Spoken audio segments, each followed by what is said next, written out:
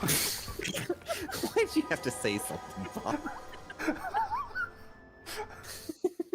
I just exploded.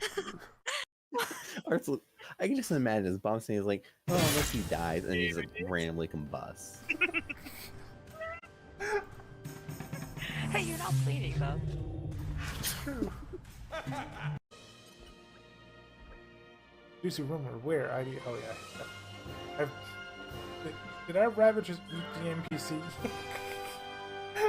Is this dude talking from inside the stomach? I passed near more. Another chest, there's another chance. You are a sage's will, 100%.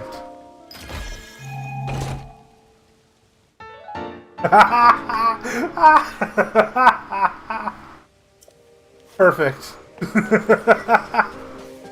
I willed it. I'm now happy. Sure hope not.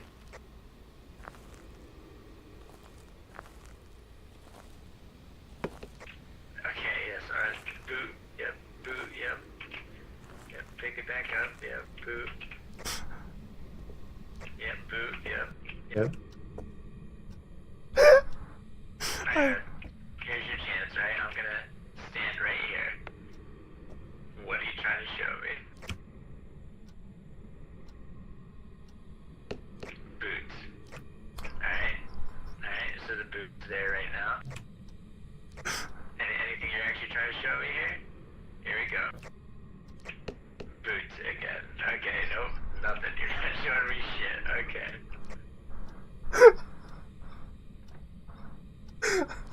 How to see it.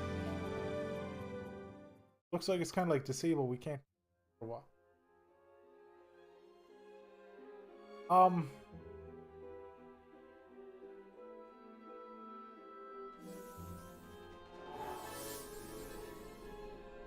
This looks kind of scary.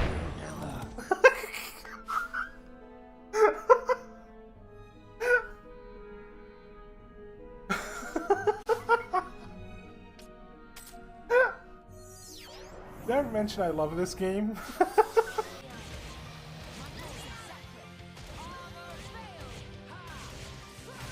Yeah, I just literally watched you run off the side. Everyone here saw it. You just I don't want to fight the giant flying guppy. I'm done. I'm out. And then second. Okay, they didn't get frozen because of the triple shot bow. That's good to know. Okay, try again. Freezing. Okay. Now. Electric. They should... Oh, they don't explode. Not like if you're using the weapons. Okay, never mind then. If that's the case, here. I'll just go up to this. There we go. That. Nope, you're not coming over here. Oh, I aim too high. Dang it. Remember that thing I said earlier about analog sticks and how I'm really bad at aiming with them?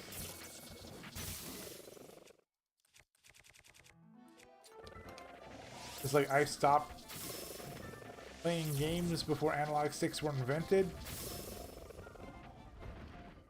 Wait, what is up? Wait, that dude just decided to go to sleep. That dude was like, no, if I go to sleep, Link will go away. Can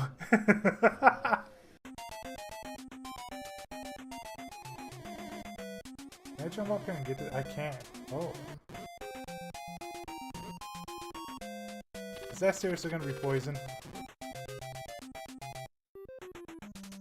Whoa. Whoa! Oh god. What the...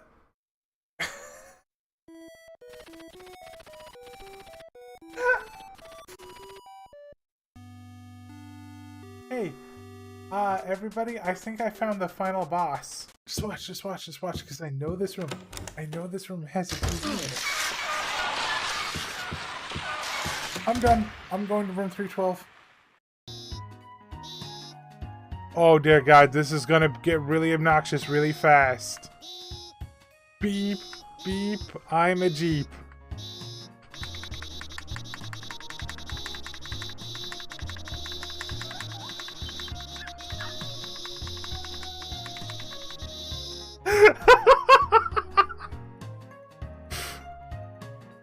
beep, I'm a ladybug.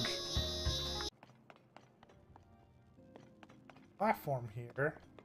Looks like it needs electricity to run. There's a gigantic Jenga tower over here.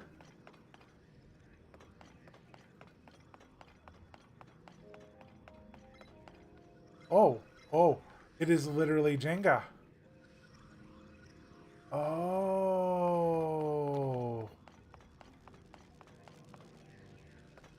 Okay, I see. Kind of. Do I need to not collapse the whole thing? Well, this one here should be good to buy.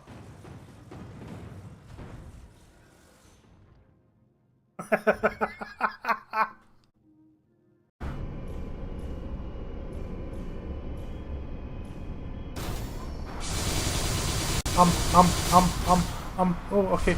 Okay, don't try that at home. Use onto my shield. Immediately. What is... Oh, bomb at me!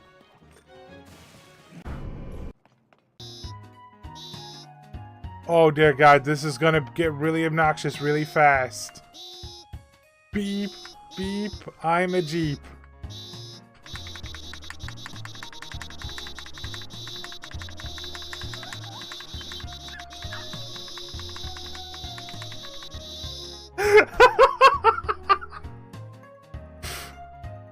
Beep, beep, I'm a ladybug. Platform here. Looks like it needs electricity to run. There's a gigantic Jenga tower over here.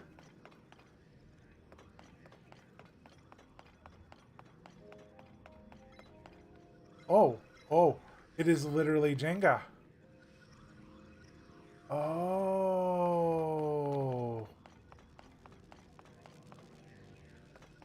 Okay, I see. Kind of. Do I need to not collapse the whole thing? Well, this one here should be good to buy.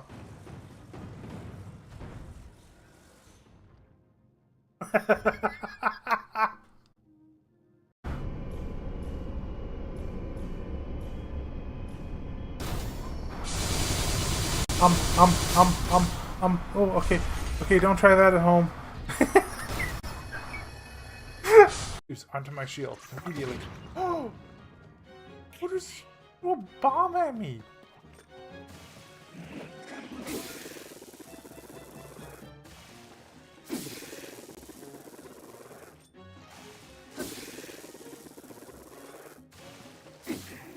Oh, hold on. Get it wet enough. There we go.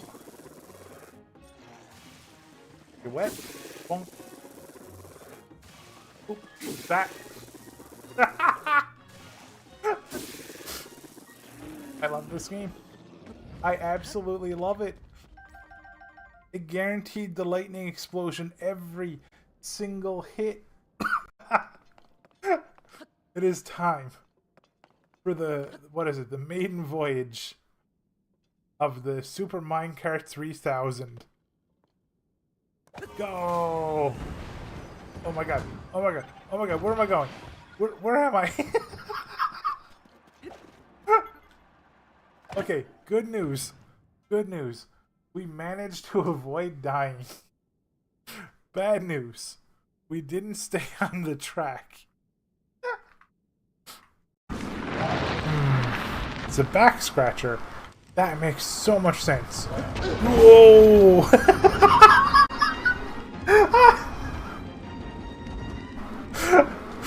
Okay. Can line of sight. There you go. See how it's not flashing anymore and it's slowly emptying? Mm-hmm. Hi, piano. Yeah, I'm trying to sell people very, very safe oregano and rosemary and thyme. I'm definitely not trying to get anybody addicted. Oh, wait, the police officer opened it up, but it's fine. He opened it up and walked away. Oh. No! No! Hey, Susan, Busted. Yeah. can you bail me out of jail, please? They'll bail yourself. I don't need those.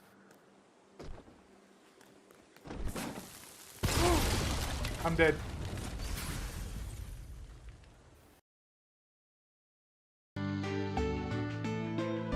Hello, everybody. How's it going?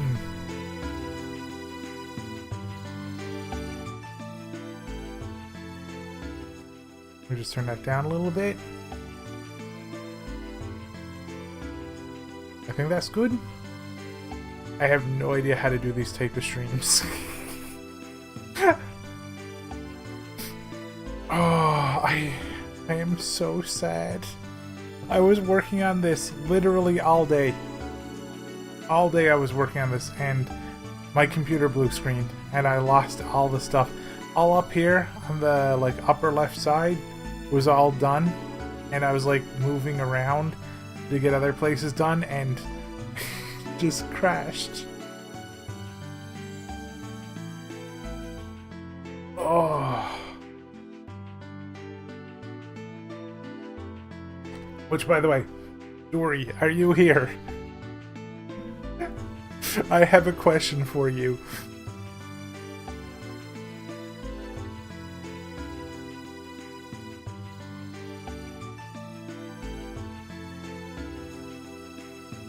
Wait, why is it in background layer only right now? What? Hey. No. You aren't supposed to be in... Oh, it's because I'm...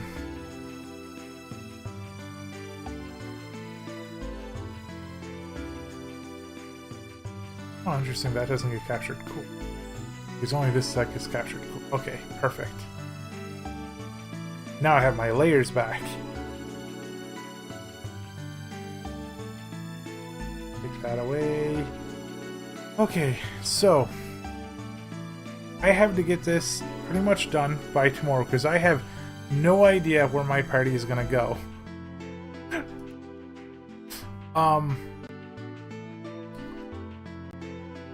And I was doing so much on it. Now I gotta remember what I was doing.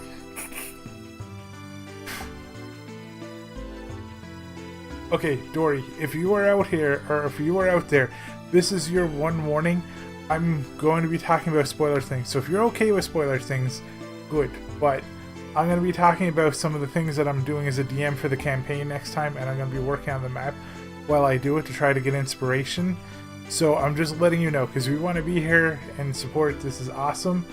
But I also don't want you to get spoiled if that would hurt the experience, because I know you're in the D&D party.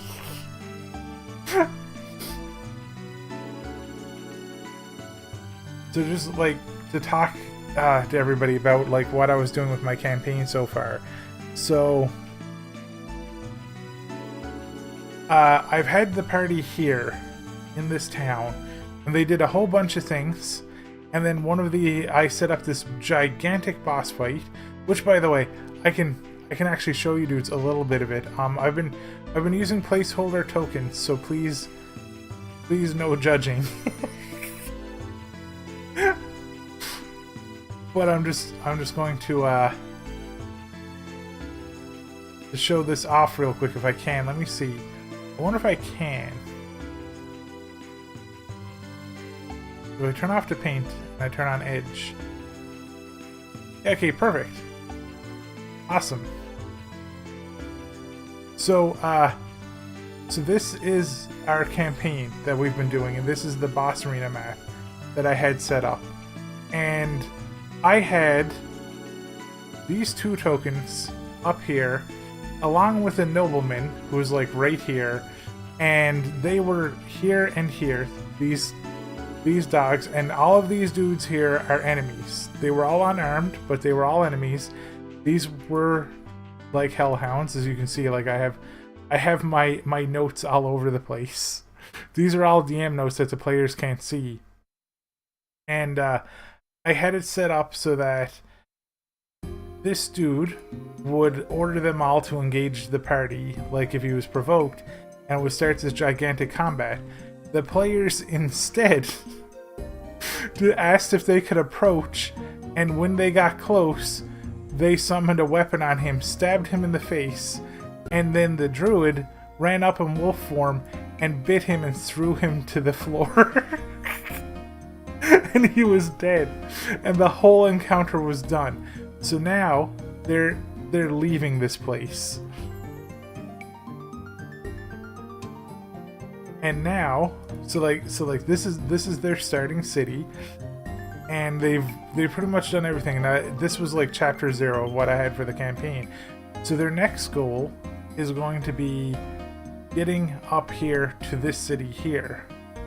But I'm gonna fill out the map in case they want to like go somewhere else, or you know, they decide to say, all right, we want to go explore the world before we go up here, which is completely fine.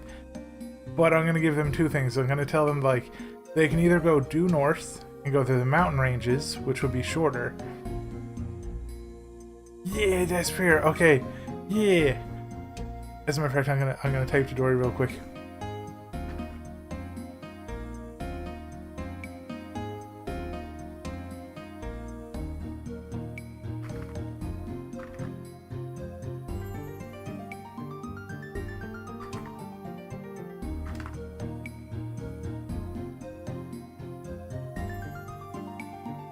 Okay, so their goal is next I'm going to give them is to go up here, because their reward for saving the entire city is to get a manor right around here. So they're going to be going up to this place, and they're going to be told that they can either go north to the mountains. They'll be there in 3 weeks, because each one of these squares is equal to 1 week. So 1, 2, 3.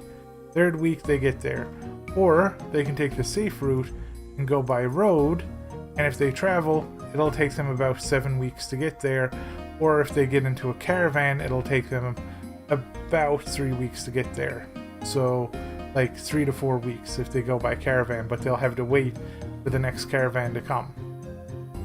So they can travel to the left, go back up around, and like get through the mountain ranges through the left. So they'll have a choice as to which way to go. And I have a lot of stuff planned for either way they go. There's going to be a lot of events. Just even getting to their next location is going to be a pretty big adventure for them. There's also towns and cities and stuff like that that they can stop in if they want to. And the Goblin headquarters, by the way, is not an evil place or enemies in this campaign. Because this whole campaign has, like, it's a horror-based campaign, but it's also very silly. Now I'm gonna get back to work and I'm gonna try to remember what I did. So I had, like, oh no, hold on. How did I do? Okay, that isn't how I did it. I hate trying to remake things I already did. Nope.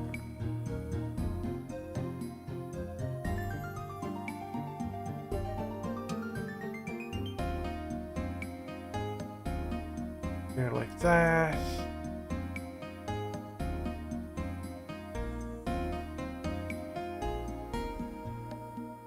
There.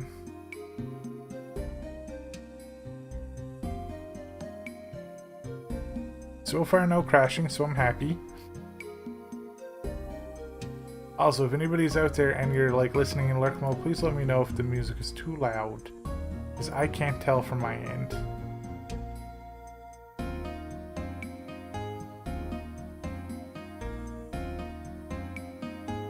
Maruku, that's awesome, thank you. That makes me feel a little bit better about this, because I was a little stressed about it. Ooh, how is Timberborn treating ya?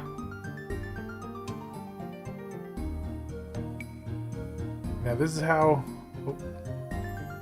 Excuse me, what just happened? I've been drawing on the background layer again. No, okay. I gotta delete all of this. Okay. Layer 2. That's where I'm supposed to be drawing this.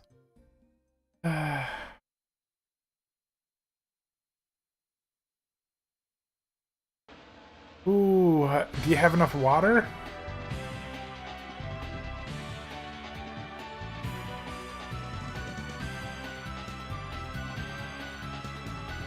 Wait, why is...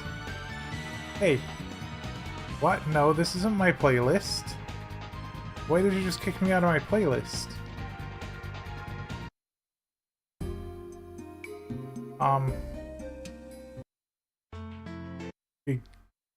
Why did it do that? Loop. And shuffle. Okay. I'm just gonna go pick a random song. Here we go. Oh, when you click to go to another song, it turns loop and shuffle off. I see. Okay. Got it.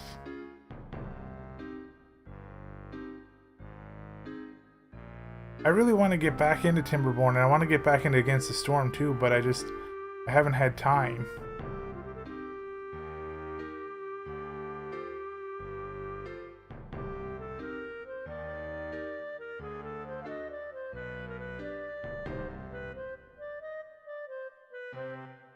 Oh my god, I forgot about the bots. I love the bots in Timberborn.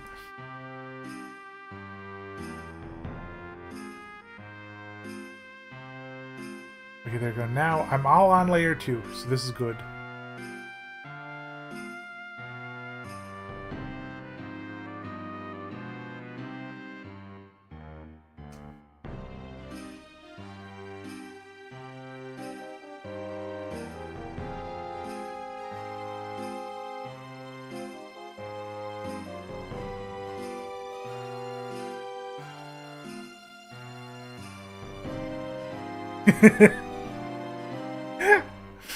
Seriously, Big Red, in that game, it is so easy to just make one mistake and everything's dead.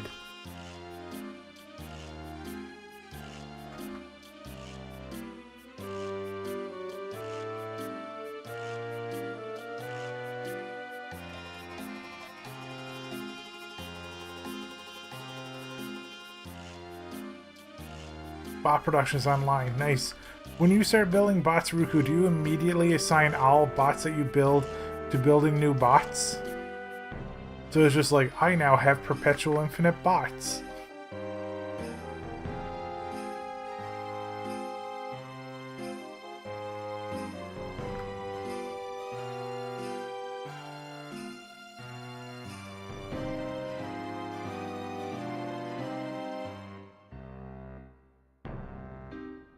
Nice.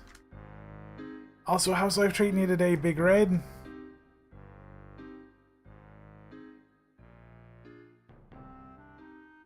Looks like Steiner's theme is done.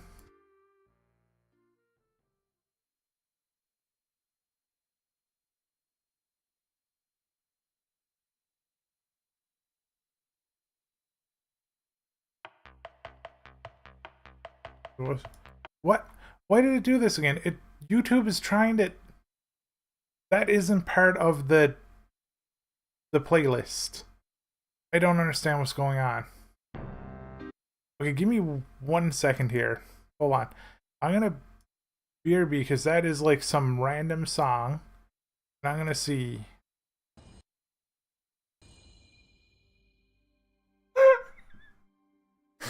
I was underneath you and died. You died too. Uh-huh. You.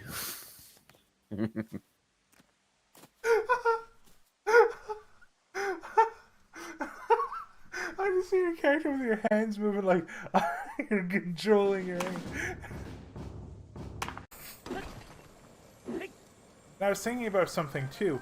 If I were to put a steering console on the top of this somehow right here, and I held the forward key down, it would spin faster. But I don't know how to do that. Because it would spin so much faster if I had a steering console. Like, let me see. Can I just try this real quick? Where's the steering console? Right here. Take out device. Would you actually fit on top of here? You can fit on top of here.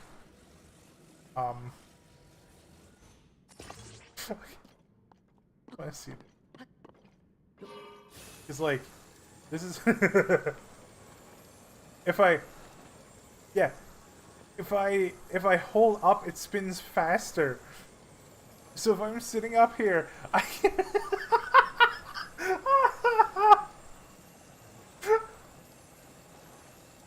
and then I can stop it and I can make it reverse and go the other way. See, now it's like technically in reverse. And then I'm like, spin.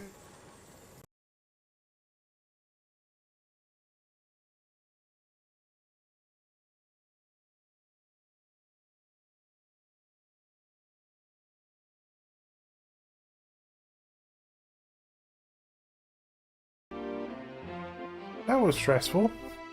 Because, like, what would happen if the AI on YouTube was like, alright, I'm kicking you off the playlist and I'm gonna put Green Day on here, and then all of a sudden my entire stream gets nuked. Like, I literally have, you know, just this small playlist made for this stream. That's so stressful. I hate music. I hate setting up music for streams.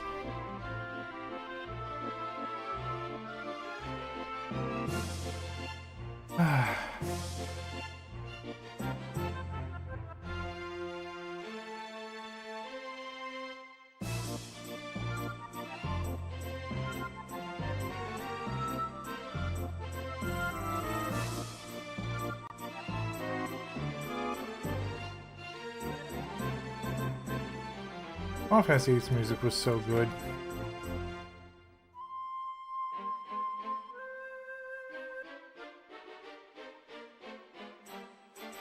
Also, by the way, I don't have too much set up lore-wise for these other areas outside for now.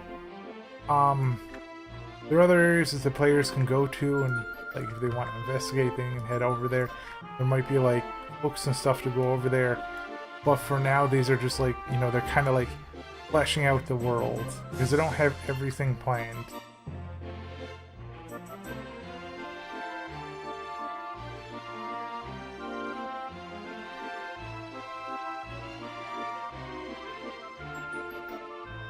I think everything should be okay over here, right? Yes.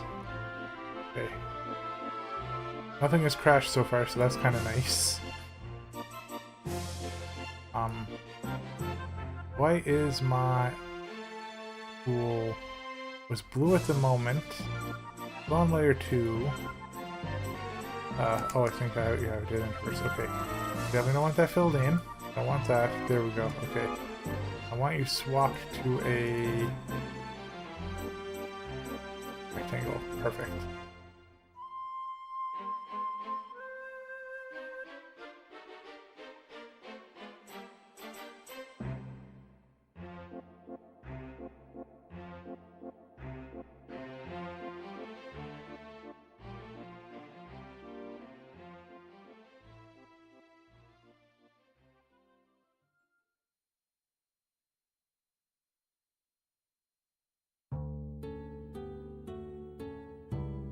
This better be in my playlist. Aha!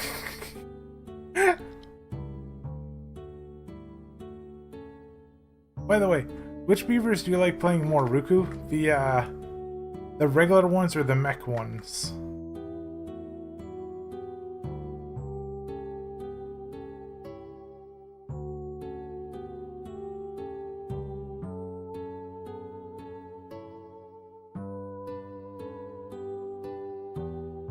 I tried playing the mech ones before and I died so fast. I tried 3 times. I don't understand them at all.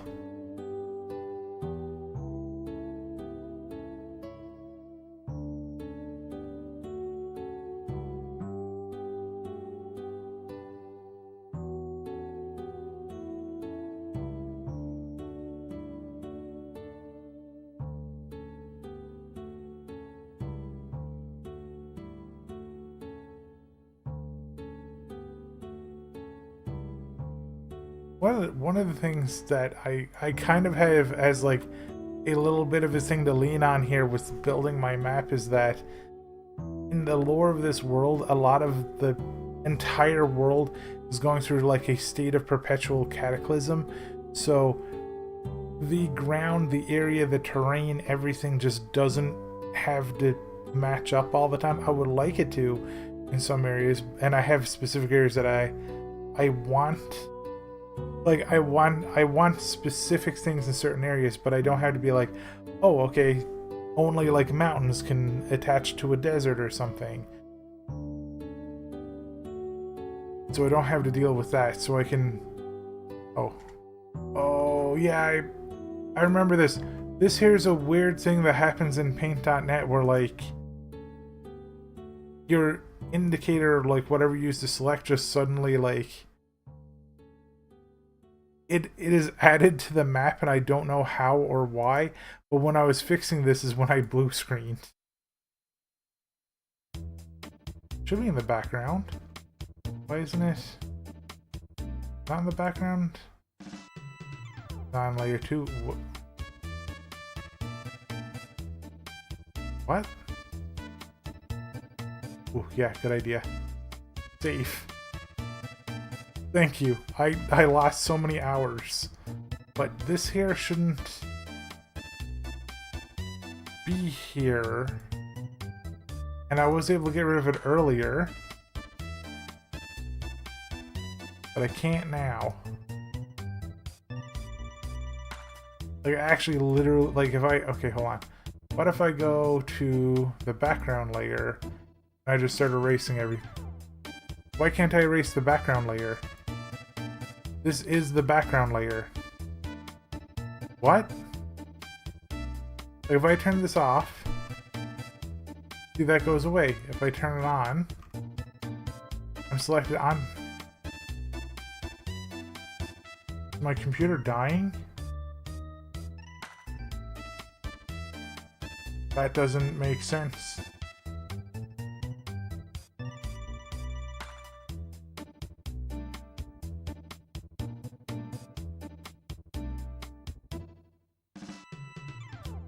Okay, I can't do anything with that then.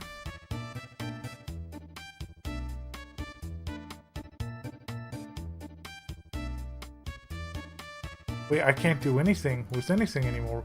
Oh, I know why. I figured it out.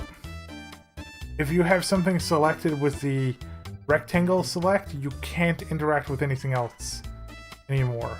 So that's why I had to hit enter. Be like, I am done. That scared me so bad. I thought I was gonna go into another blue screen.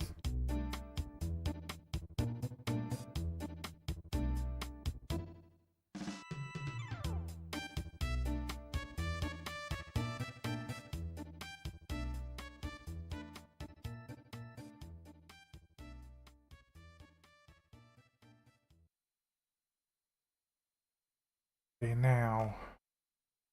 Yeah, I remember what I wanted. I can even improve a little bit what I wanted. So I'm gonna go back to layer 2.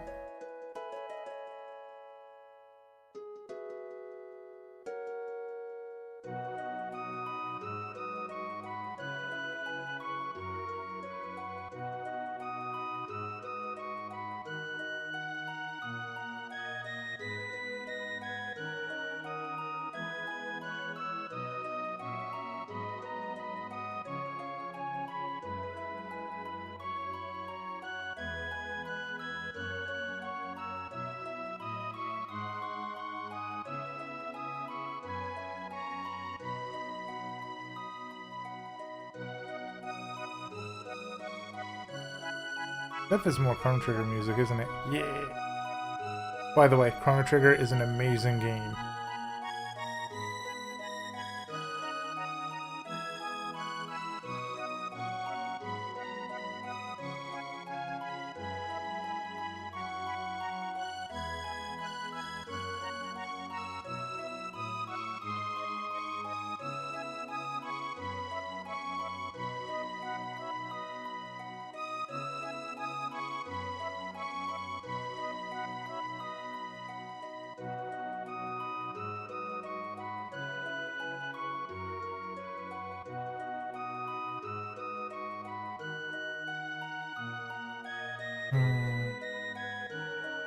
How am I gonna do this well? That doesn't look too bad.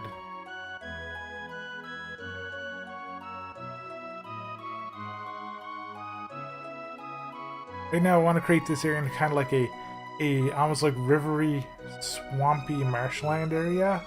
Because we've got mountains over here. Most of this area here is supposed to be like a mountain range. So here, here, here, and it goes angularly up and to the right towards where the cataclysm happened. And then in between is where the lands were normally. So this was normally a marshland. So like I want to have like a gigantic, almost like a lake in the middle, and then build a marshland out for the players. But I guess I could make like a triangle maybe, like that. And build the waterways out there, and then like, what if I built another triangle there? That's kind of looking wrong. How would I make kind of like a... Actually, that isn't too bad.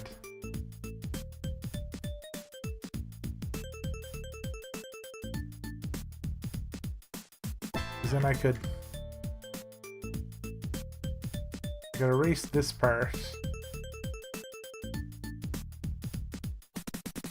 here.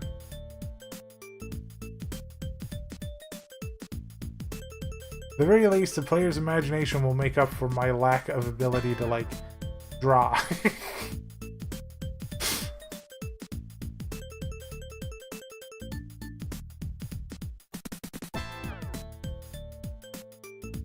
Okay, now that isn't much.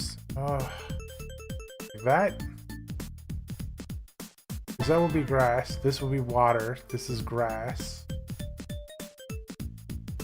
There's one like an interconnected line of waterways, but I don't know how to draw it.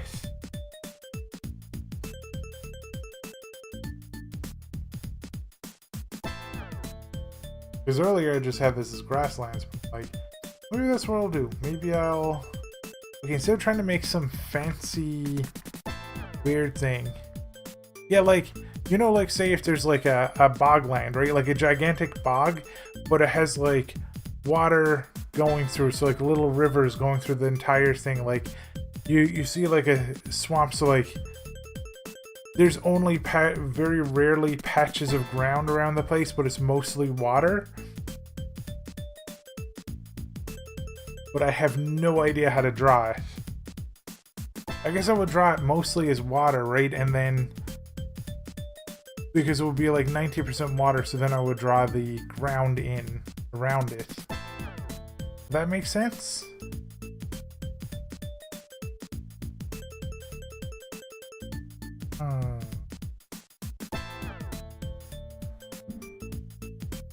Draw the rivers first.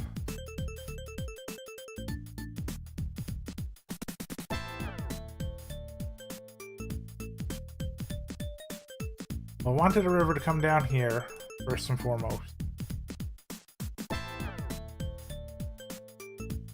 I want a river to draw, or a river to draw a river down here. These ones here, these attach up here.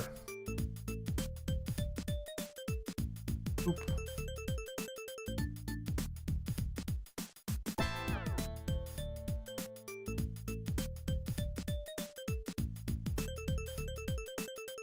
By the way, Ruku, do you wanna know an evil plan I have for my players for tomorrow?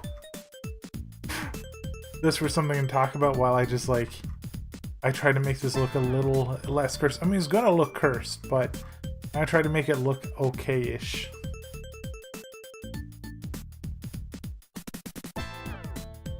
Bring this down here like this, and I could like attach back in over there, maybe. I could have it like attach over there.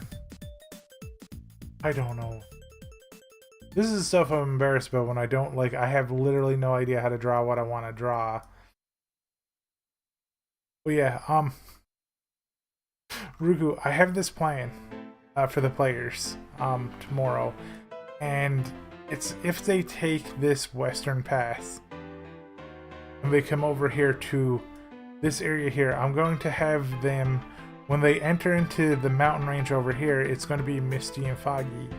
And when they reach to about here, they're going to see a crossroads. and they're going to see an inn. The crossroads and the inn doesn't actually exist. Yeah. Perfect. Sorry, I jumped the gun, but yes. I'm glad you wanted to hear.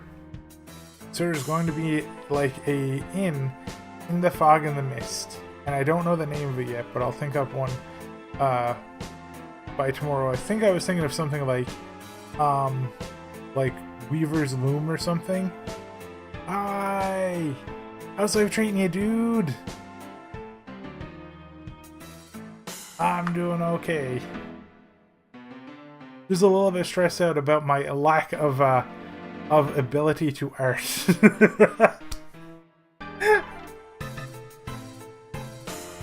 Okay, so Ruku, when they reach about here though. Oh yeah, you can't see my mouse. So when they reach here, there's going to be an event.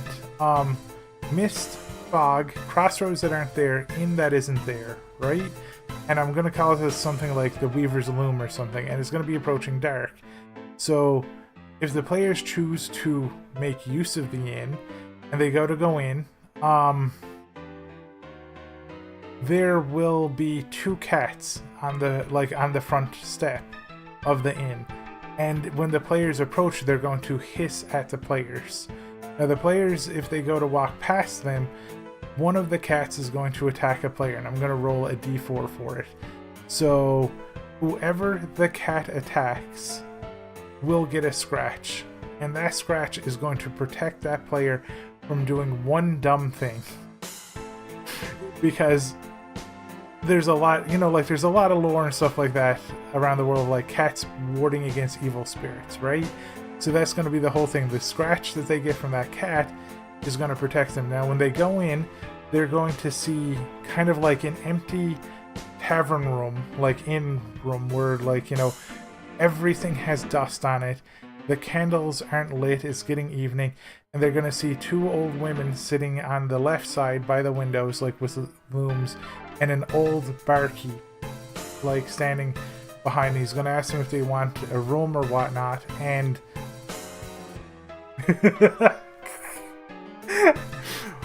if they kill the cat, oh, it's going to be bad. You're tired yourself and want to prepare for D&D? Gabby, I just did 3 hours of working on this map, and I had this whole area up here done, except I'm trying to do something new here, and it's kind of looking awful, but I might be too harsh on myself. I had this whole area up here done, computer blue screened. Lost all of it. So I decided to stream it. I was so salty. That's why I'm here right now, is because I was salty and I was like, alright, I'm just going to stream it. So Ruku, if they try to kill the cat is going to be not a real cat, and I'm going to look up a monster table for it, because thanks to you I realize I have to, for something very powerful that is trying to protect the players. So when they go into the inn, the old man behind the counter is going to ask them if they want a room for the night, and while they go in, they can hear other patrons walking around upstairs. But when they go upstairs, there is going to be nobody there, and all the doors are going to be shut, and it's going to be a small inn. So where are all the people? Oh, do you have something in your monster manual? Yeah, that would be awesome. Alright, while you do that then, I will very quickly go try to make this look a little more kind of like swampy marshland.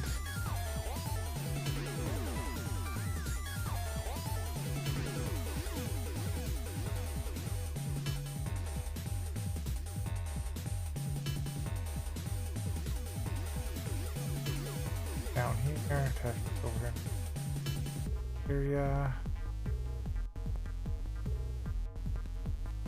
Did my playlist mess up again? No, okay, it did not. Good.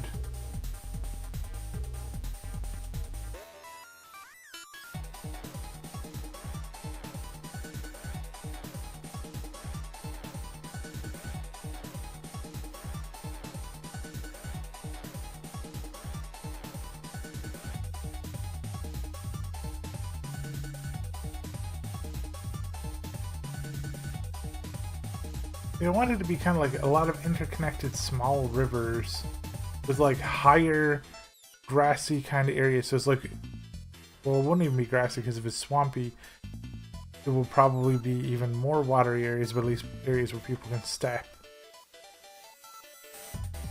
I really need to look into the geography of swamps more, but whatever. This is what my players will see soon. I can't wait to see their reaction to this place.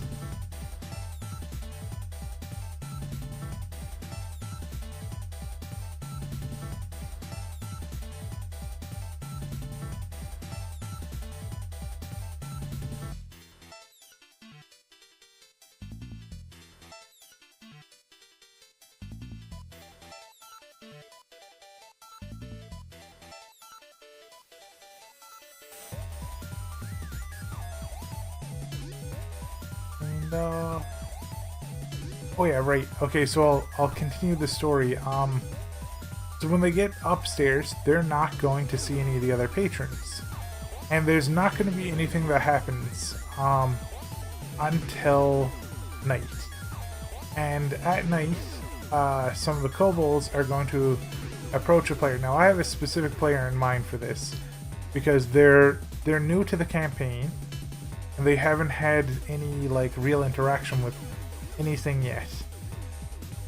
So, like, you know, any people or anything. So the kobolds are going to approach them and ask them to go on a treasure hunt because they found treasure nearby. And they're going to plead with the player to go with them. And hopefully the player agrees. Because when the player leaves, they're going to run into a NPC that's walking down the hallway. Now this person is going to fall and land on the person who's like, you know, they're going to be kind of like they're drunk and they're going to fall and land on the player who's leaving with the kobolds. And they're going to apologize and the player is going to leave. And the next thing I'm going to tell them is, and I'm going to say this to the whole party, is that after a short time, you head upstairs to everybody else. And I'm going to tell them and the players that I'm going to open up a Discord channel for them so that they can see what their loot is for treasure hunting with the kobolds. That's with the party. And when they open it up and they look, they're going to see text that says in all caps, "You do not read this aloud," and look below, and they're going to have a character sheet for a shapeshifter. And I'm going to ask them in the text in the channel if they're willing to play the shapeshifter, and they have one goal to play as themselves. They have all of their memories, and their goal is to get one of the other party members in the middle of the night to go to the basement with them. And their goal is to get, well, I'm deciding between a specific player or any player. So that's going to give them a very interesting, like, you know, interaction with the other players. Now, the actual character and player is still out treasure hunting with the kobolds. Nothing happened to them. They're going to come back later.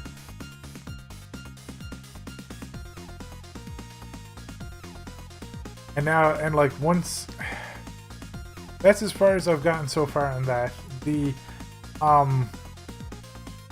if they get the person who's scratched by the cat, when they get to the basement, whatever is down there is not going to be able to attack them. At least right away. Because they're going to be protected.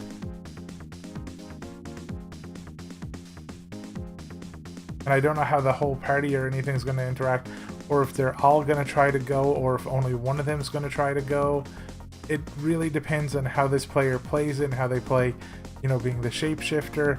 And I mean, by the end of this event, somebody in the party might die.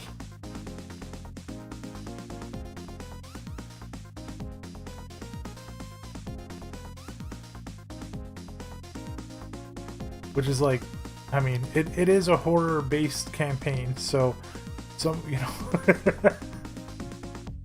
it hasn't been lethal so far because they've only been in like chapter 0, but now the stakes are going to be higher.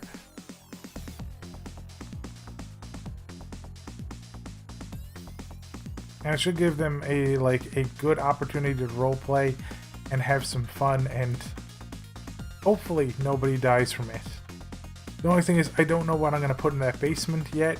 I don't know what will be a good option for a monster for the cat. Which, by the way, Ruku, do you have any leads on that?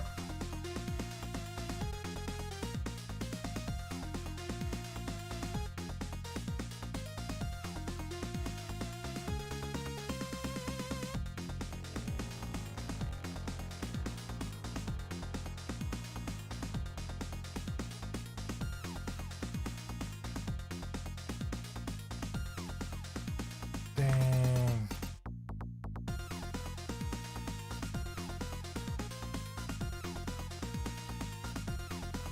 Ooh, Displacer Beasts.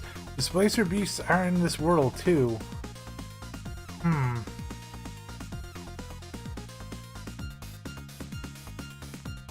It could be a Displacer Beast kitten. Because right over here, Ruku, right here, in this little triangle over here, I have a ancient magical lab where they were testing soul magic on Displacer Beasts. So if the players go this way, they can technically run into a Displacer Beast. Multiples, even.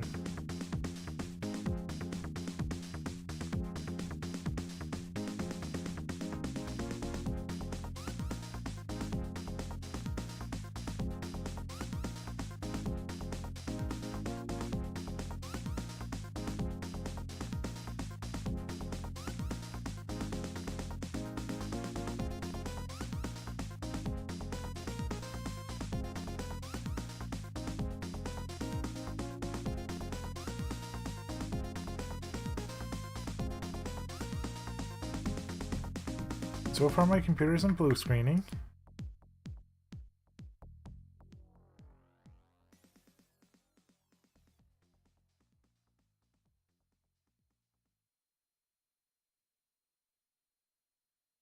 Alright, what is the next song?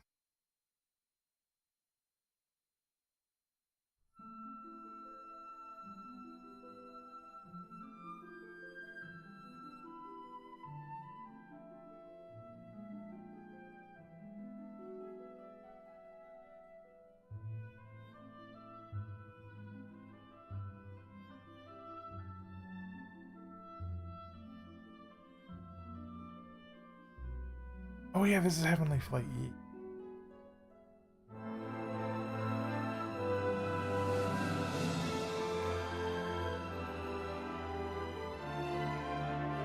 Oh, wait, I see one. Okay, haha. You know what, Ruku? I will make it a Displacer Beast kitten.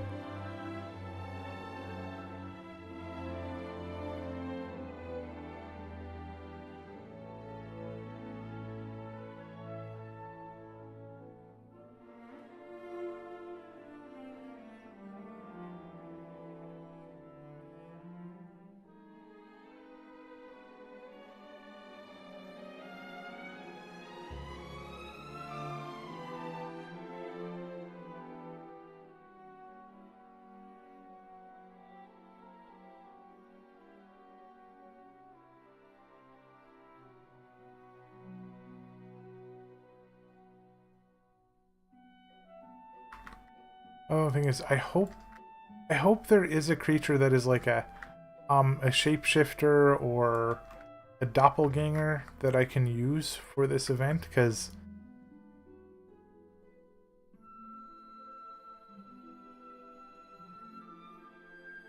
if there isn't, I'm gonna have to like use something else. Because I used when one of the bosses in the like chapter 0 attacked the party, I used a phase spider for it, because the phase spider was amazing for what I wanted. Because I had an enemy that was like undead who was going into the like pools of goo essentially and coming up in different places, but I didn't want him to be overpowered, and the phase spider was perfect for that. It was kind of fragile, and it would come in on a turn and attack, and then on the next turn it would attack and it would technically phase out. And I was like, all I have to do is I just have to, like, you know, change the description of the lore on it. It fits perfect.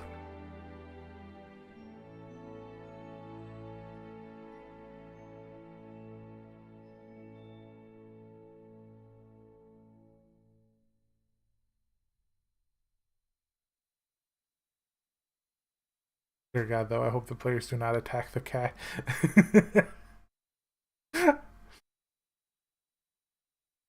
I don't think they will, though. They have seen some undead dogs, and they've tried to save them. The hags can shapeshift? Ooh. What happened? Oh, this one.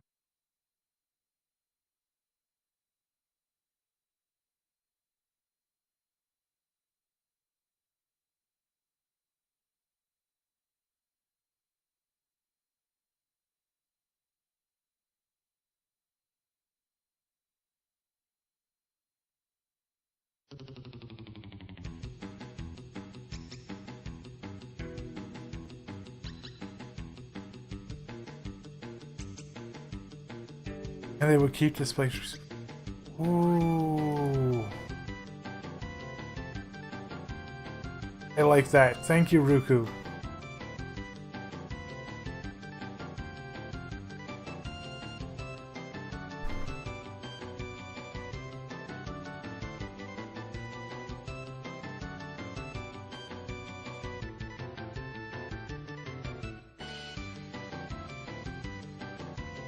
I'll just click on this salon. Oop. Perfect.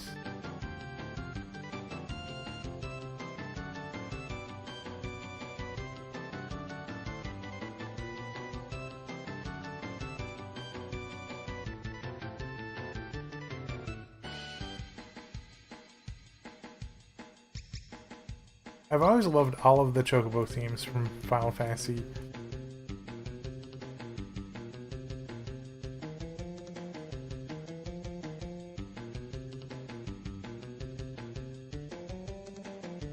This area became an abomination, but you know what? I'm fine with it. I can describe it better than I can show it. They're just getting, like, you know, a facsimile of what it looks like.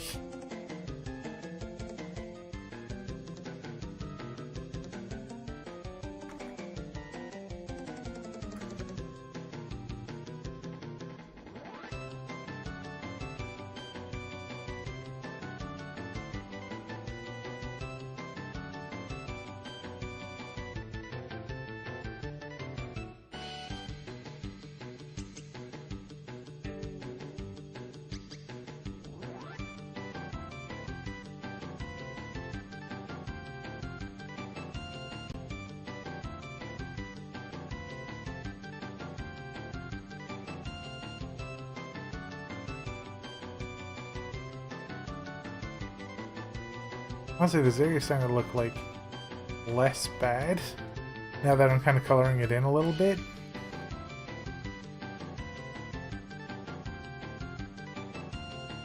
Not making it just one big line here.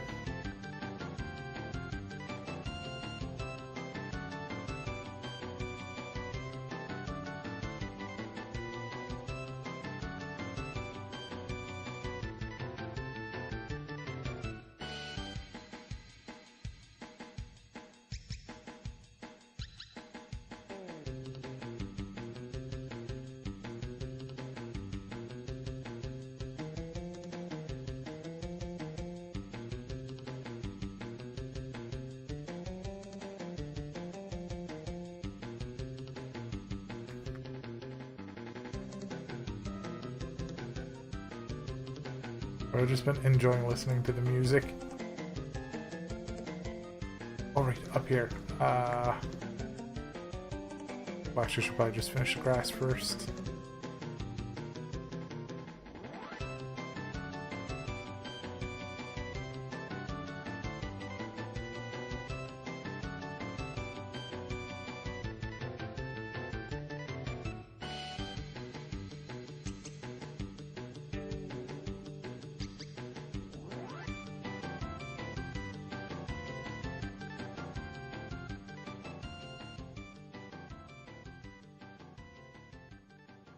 Probably should not turn that upside down. Looks like I'm not going back to a blue screen at least. Yay. Because I'm even streaming it now. And... oh, wait. Is that Crashman? That's Crashman's theme. Yeah.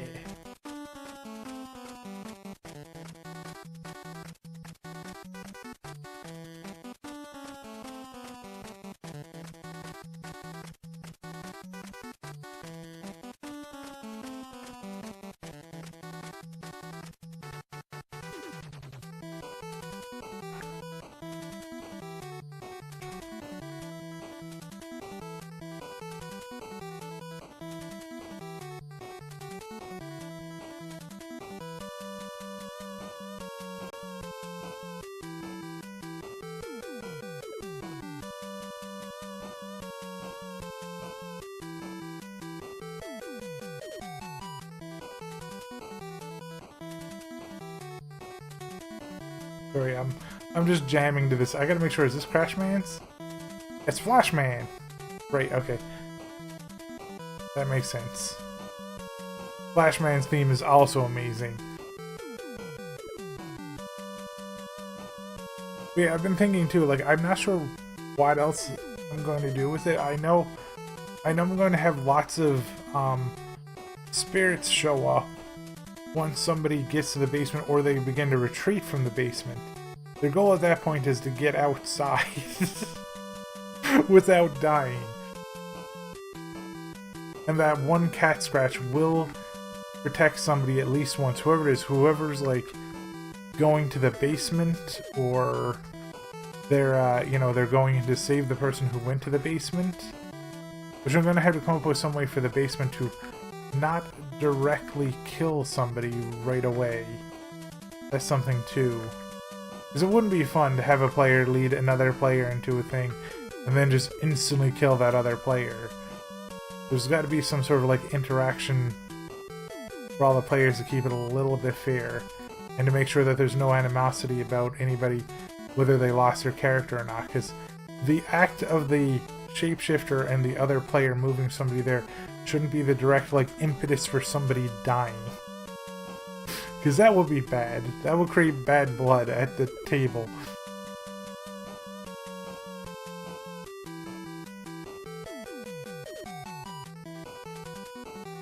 So I think until the original person returns... yeah, until the original person returns, I don't think I could kill the person who went to the basement.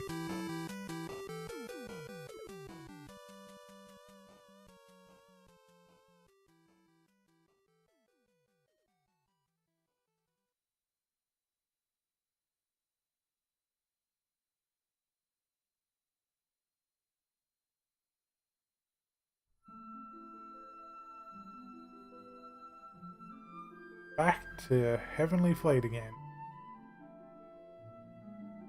X. That's always a good one. Final Fantasy VIII has some great music. Oh, you know what? I want to ask anybody out there who has played Final Fantasies. What is your favorite soundtrack from the Final Fantasy series?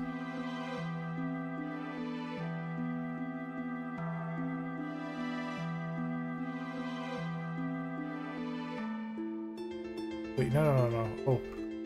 Oh heck, this is a road. This isn't waterways. Whoops.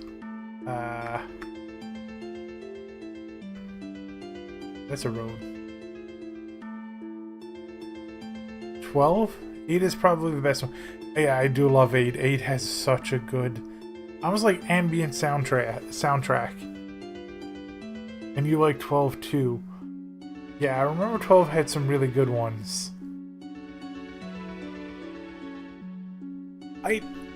I'm so sad that I never got to play 12 until way later. When I think it was you, Ruku, who was like, hey, this game isn't as bad as you've been told. And I went and I played it, and it's so good.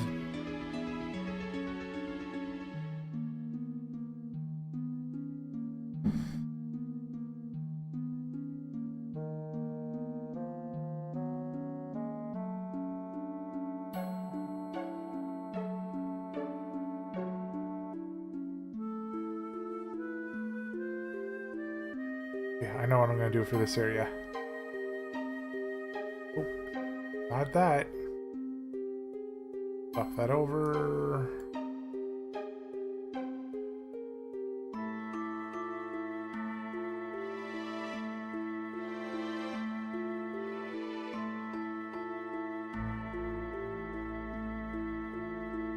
Seven, 9, and 10 have select good ones. Yeah, I think on my end, like 9 is my favorite. 8 is second place for me. And then like 7 and 10 have some good ones. I definitely didn't really care for any of the music from like Final Fantasy 1 to 5 too much. I don't think. I don't remember being wowed by those ones.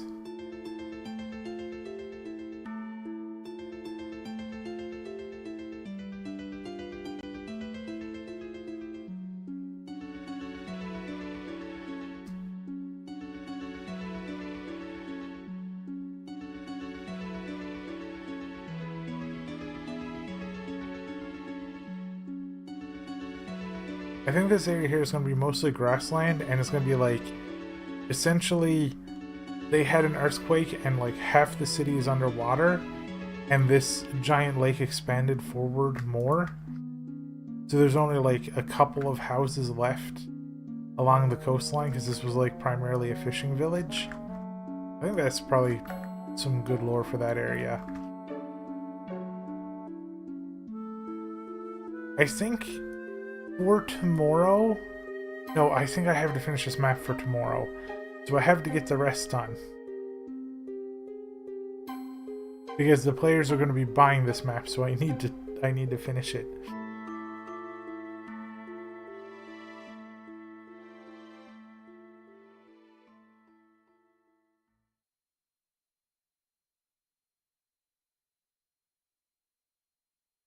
Because it's not like I can just reveal like a half map and be like, yeah, the rest will fill itself in later.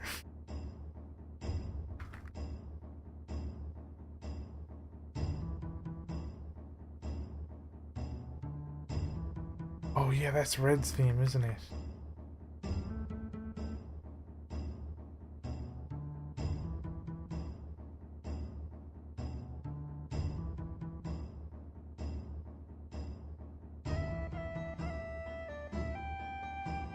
I do like your dudes' initial reaction to this of like, this looks so much like Zelda 1.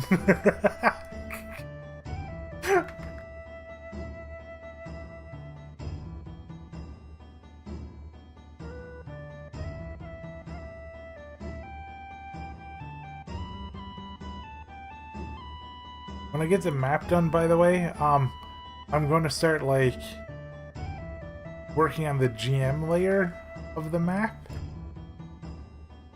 so that I can start adding things that the players won't be able to see. Things that the map maker didn't know existed or weren't there when the map maker made the map.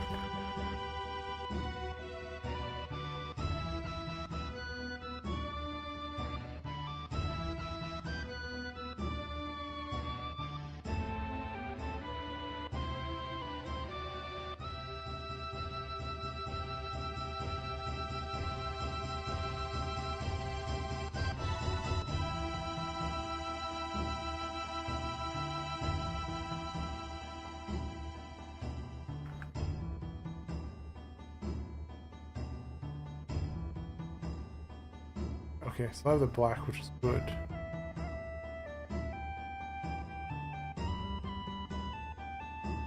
Wait, are the beavers getting hurt making the boss? I didn't know that could happen. Don't you need like a dandelion or something to heal them?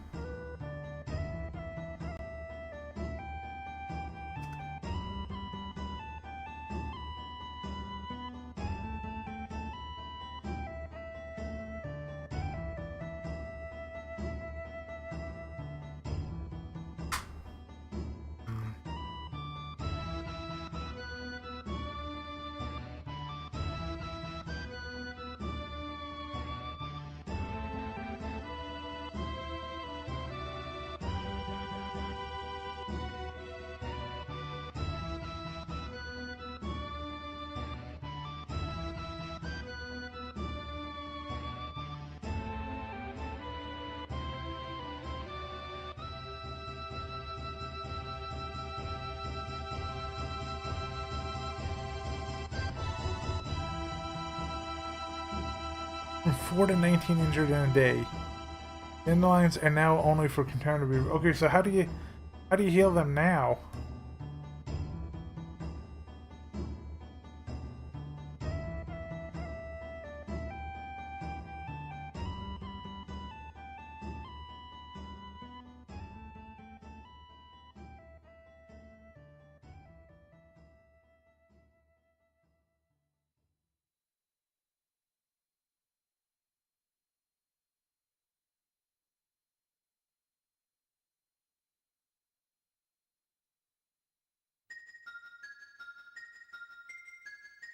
Oh, that's Chrono Trigger music.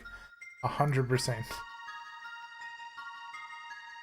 This makes me want to play Chrono Trigger again. Ruku, did you ever play Chrono Trigger?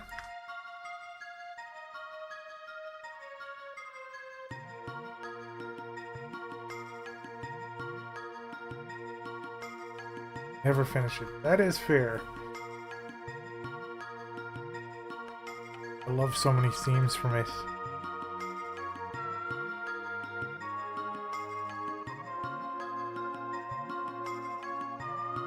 Ooh, does the 3DS remake, like, does it add anything?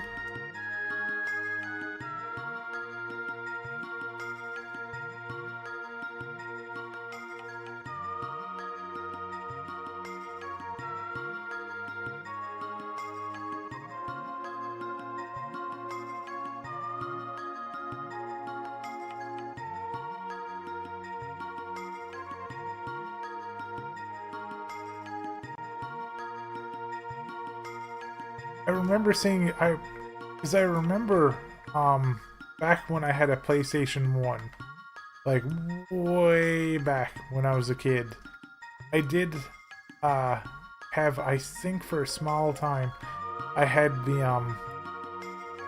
the Chrono Trigger PlayStation 1 version. Like, I think I had a loan of it from one of my cousins, and I saw it had 71 endings. Like, I looked at it, I saw 71 endings, and I was like, nope, I'm out. I'm going back to playing Tekken.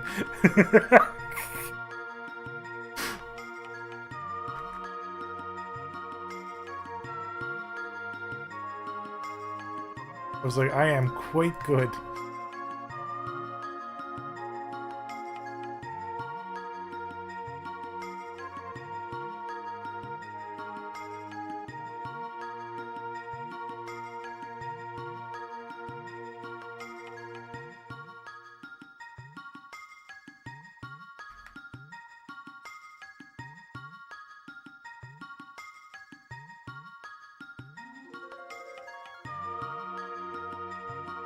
Don't crash on me again.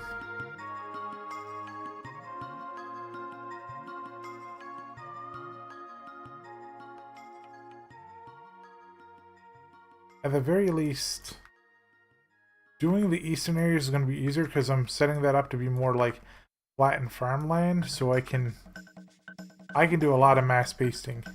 Oh yeah, good idea, thank you. Done. I do not want to lose another 3 hours of work. I will cry.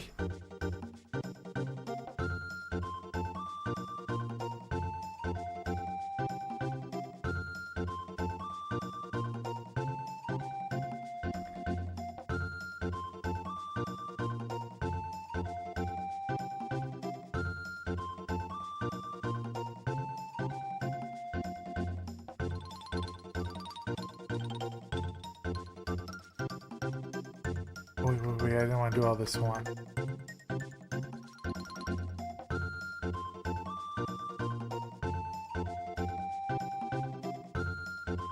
Bill. Hit enter. There we go. Okay.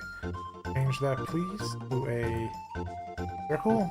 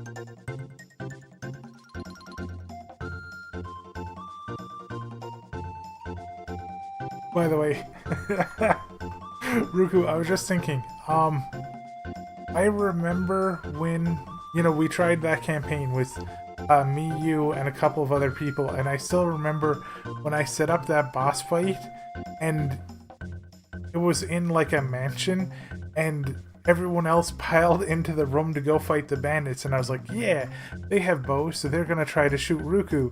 And you were a wizard, and you were like, you know what I'm gonna do? I'm gonna stay in the hallway, and I'm just gonna poke out and be like, pew pew, and go back behind the, you know, the wall. And I was like, oh no, I have no idea what to do with this. Because I had the whole plan for them, you know, to try to shoot at you. And they couldn't get to you at all.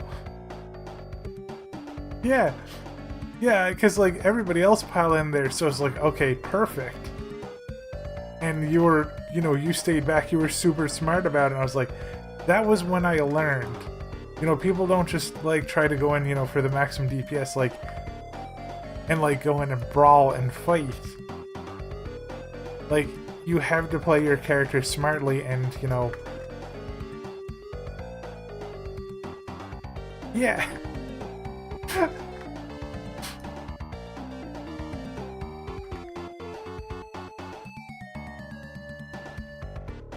Because, like, it's not like, you know, a lot of RPGs out there where you can play a wizard and you can also go in and, you know, bop somebody on the head with a staff. I've been noticing, even from my new campaign, that if you are a caster or a wizard, a heavy hit, you're dead. That's it. You have to play like you are made of paper.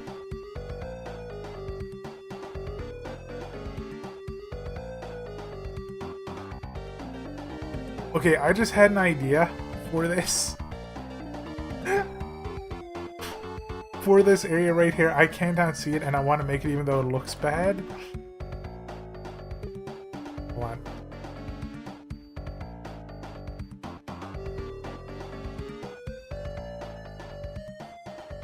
Actually, it's probably gonna have to be longer than that if I had to guess. Yeah, it will. Okay. What if I do this? I wonder if this will work. I do that there. So, oh no, okay. Take that there. I just take that. I can. Oh, that's useful. Okay, cool.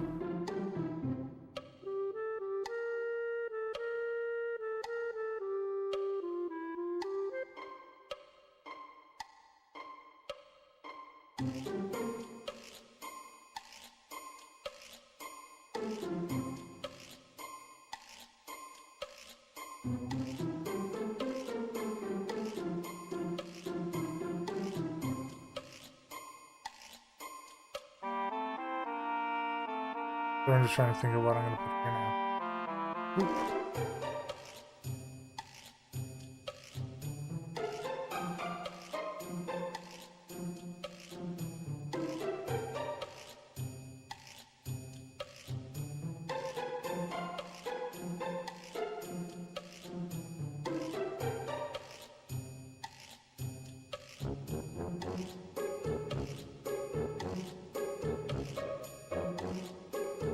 Perfect. Well, I need to send this to a friend real quick.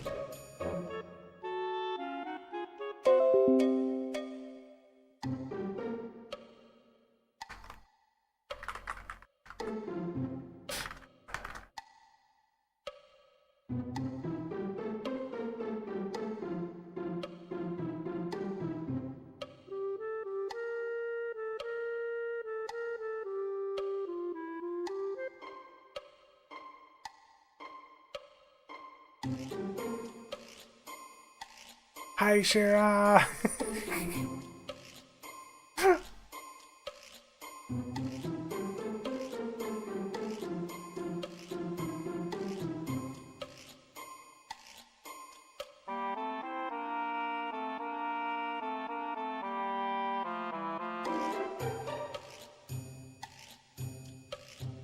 Honestly, legitimately, that looks bad, but I still want to do it.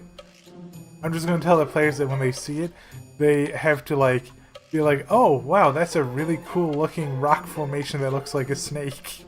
Not the goofy one I've made.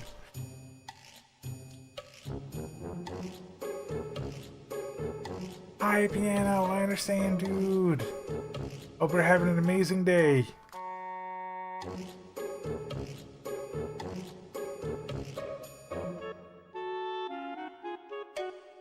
And I hope the work goes well.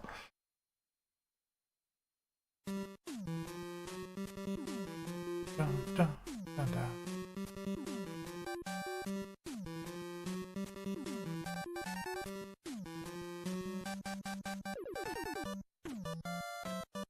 This is Crashman's theme. Yes. Thank you. Honestly, I don't know why I'm a little stressed, but that's because I'm a potato. Like I have anxiety about doing this on stream, and it's just gonna like maybe 2, 3, maybe 4 streams. I'll probably get over it, but like like doing it. But like I have it right now because it's to me inside my own brain is like, oh, this looks so dumb. And the entire time I've been extra hard on myself, but I've been having fun, and I've been talking about some of my ideas with everybody, and Ruku has helped me come up with some monster ideas for the party. Oh, Piano, do you want to know what I have in store for my players in the next session tomorrow? Because it's great.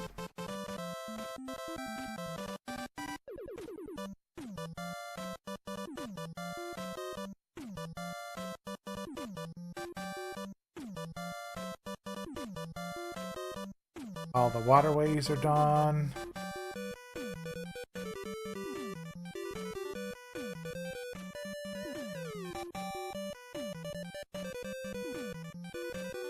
Oh, you're working on templates and stuff? That's awesome!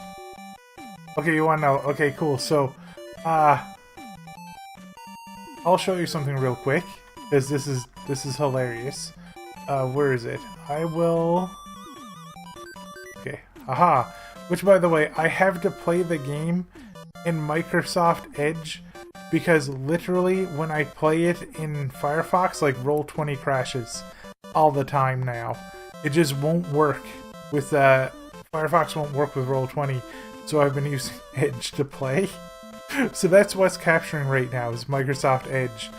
But this was the boss fight for the team to get out of Chapter 0.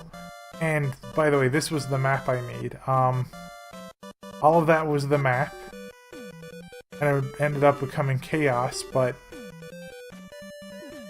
They came in here, and there was a nobleman sitting on this throne, and it was supposed to be that the nobleman would like, try to talk to them and try to get them on his side, but he was clearly evil.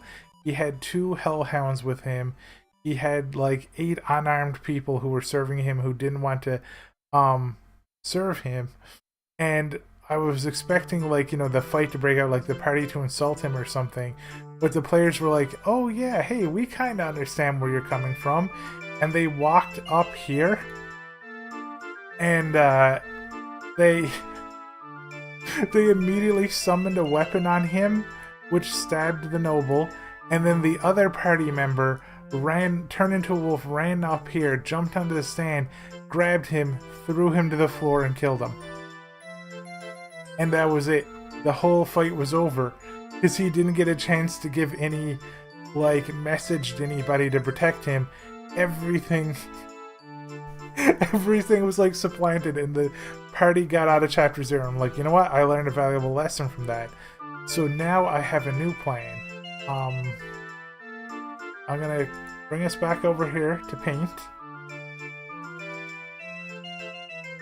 Yeah, I'm playing Sonic Storms. I got a soundtrack going in the background. Got a whole, like, well, not a soundtrack, but a playlist, like, of random game songs. So I'm like, yeah! Something for everybody to listen to. Okay, so to come back over here, so the party has just helped this here, Talon's Peak. Now their next objective is to go up here to this town, which is 3 weeks away due north. So they're going to be told that they can go due north, but they got to go through a mountain pass, they got to get through some ruins, and it's going to be very, very dangerous travel. Their alternative is that they could take 6 weeks to go by foot, or like through the roadways, or it will take them only about 4 weeks by caravan if they wait for the next caravan, which means they'll have to probably wait in town for about a week. Now, if they take the roadway by foot, or they take the caravan, or they find some other means of transportation, when they get right around here, I'm going to have it set up so that when they cross the border from this zone to this zone here, it's going to be like a foggy evening, right? It's getting dark, it's really, really foggy, they can't see in front of themselves very well, but they run into a crossroads right around here. And you'll notice there's no crossroads here. That's because the crossroads don't exist. And they're going to run into an inn, and I was thinking of calling it like Weaver's Loom or something, and when they go to the front door, there's going to be 2 cats there. And if they insist on trying to enter the building, the cats are going to hiss more and more and more as they get closer to the door. And if they ignore the cat is going to attack somebody. And I'm going to roll a d4. And whoever it lands on is going to get scratched by the cat. And then the cats are going to run away. And Ruku has helped me. I'm going to make the cats into a displacer beast in case somebody tries to attack the cat. But that scratch is the cat's warning, and also the cat... Yeah. I hope it doesn't. If it's a displacer beast, it'll probably put up a really good fight, but it's going to scratch. Like, I hope the party doesn't kill it or try to.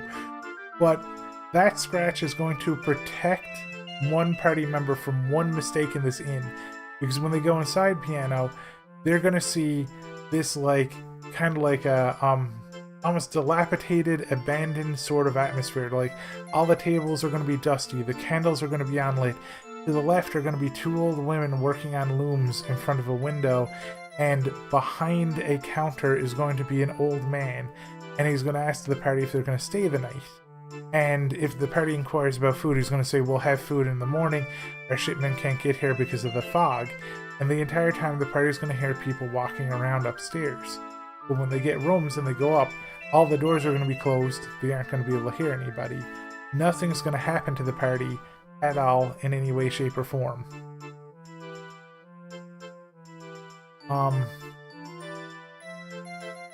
Wait, what? What is that? Oh, that's weird. Okay. So, sorry, I saw something on my end. So, nothing's gonna happen to the party, right? They're gonna... He might be. So nothing's gonna happen to the party. They're going to go to sleep. Now, the party is gonna be traveling with their friends that they've made. They've adopted 30 kobolds, and these kobolds are adorable dum-dums. And they love hunting for treasure, shinies, all of these sort of things. So I have a player who recently joined the party, and I'm going to have the kobolds go to that player, because that player hasn't had a real chance to interact with anything yet, or anybody, right? Yeah. Nice timing. So they're going to go to them and they're going to say they found treasure and to come with us, right? So they're essentially going to kidnap that player. Now, while that player is leaving the tavern with the kobolds and they go downstairs, a patron is going to fall on that player and touch them. And that's very important, because the way I'm going to say it is that the player walks out through the door with the kobolds, and then I'm going to say, after a short time, you walk upstairs with your treasure. Now, I'm going to tell them that their treasure is in Discord, and I'm going to unlock a channel for them in Discord. And it's going to immediately say, do not read this out loud, please. This is your character sheet. You are a shapeshifter. Your goal is to get another player, any player in the party, into the basement of the inn. and they have to now roleplay the shapeshifter who is mimicking the person who has left. So their character is fine. They're with the kobolds. They're out treasure hunting. They have no idea that this person just copied them and all of their memories and are now trying to get somebody into the basement. And I'm going to have a little bit of role-playing between everybody. Now, if they get a person into the basement, I'm not going to instantly kill that player, because that would be pretty bad and, like, create bad blood between everybody. So I'm going to make it so that they're still alive until the other player returns. And at which point, like, you know, the party will have to either save the person downstairs, or the person downstairs is going to have to save themselves and get out of whatever's down there. Now, I haven't figured out precisely what's in the basement yet. I want to finish this map first, which is probably going to take me about another hour or two, but I'm going to finish the map, and then I'm going to decide what's in the basement, and I'm going to make it so that, you know, like, maybe they fail persuasion on getting the person into the basement, and then they attack the party. Or, you know, the person gets into the basement, and then, you know, the player returns, and the player, you know, the whole team have to fight the shapeshifter and whatever's in the basement to get them out of there. But the goal will be to get all of the players out of the inn. That's what they have to do. They have to get out of the inn without dying.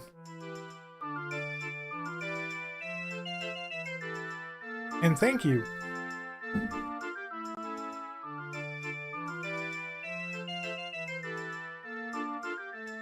That's my plan for tomorrow. Like, providing they go this way. Now, if they don't go this way and they decide to go into here, which is the Dryad's Grove, there's... Okay, I don't know if you ran into this dude when... No, you didn't, Ruku. That's right, you didn't run into this dude. So, there is a orc merchant captain in my my campaign, and his name is Sir Blassiwiff. And he is kind of hilarious, self-absorbed, and how he looks is he has a red hat with a feather, he has a red leather jacket with a white poet shirt underneath, he has red shorts with white, like, leggings, and he has red shoes. And he is completely self-absorbed. He, like, sees himself as the center of the universe, and he writes books about himself and his adventures and everything like that. Now, he and his orcs have kind of taken over this town with the players' help. So if they choose to go up here into the Dryad's Grove, he's going to have the he's going to have the orcs up here logging the entire forest, which, it's a Dryad's Grove. They're not going to be happy. So the players are going to have to either avoid this conflict or intervene and try to save the orcs or save the dryads. And on top of that, right here, this thing here, this is a ancient lab for Displacer Beast research, for researching them and their souls. So if the players come up and they decide to follow the waterway, they're going to run into zombie Displacer Beasts and the whole lab, which they can choose to investigate or not. Or if they don't investigate it, this whole area here is a mountain range, which is going to be very dangerous and very hard for them to travel. So this is the way if they go this way.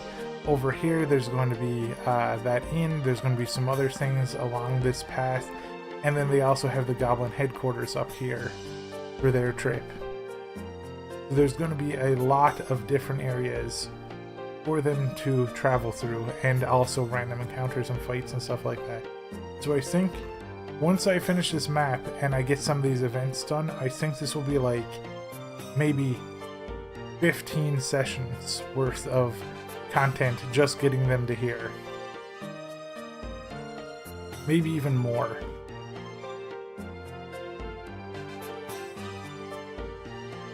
Oh, and yeah, Sir Blassiwiff, so so there's a bit of a story about that.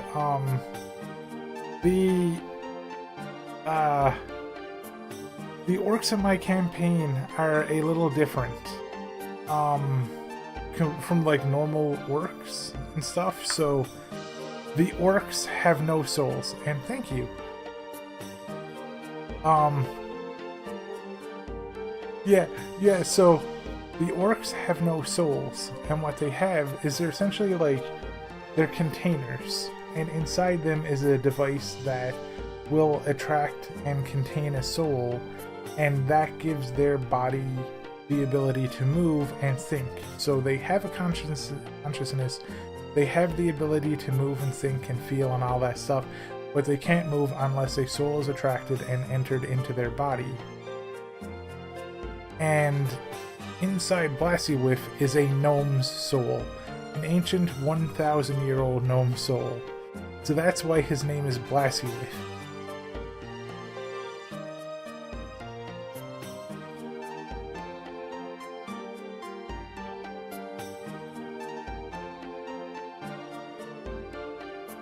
So he's like, he's full chaos. He's like, he's full of himself. He's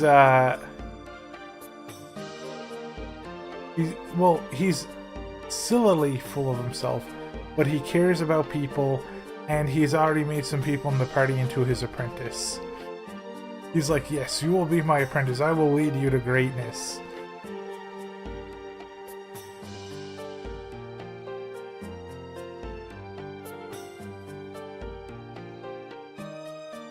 Also, the players do not know how orcs' souls work yet. So they're gonna have to, well, they won't have to, but they might figure it out eventually. Because in this campaign, orcs were originally weapons.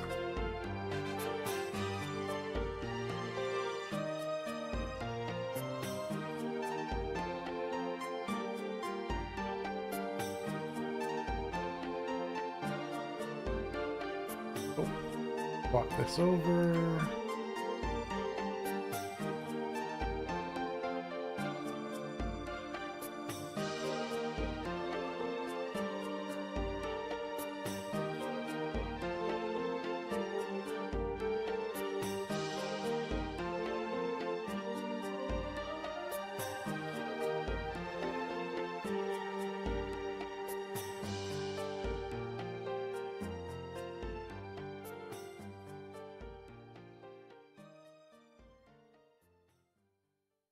I don't have too much left to do here. I'm starting to get a little bit of like climbing fatigue here. Ooh.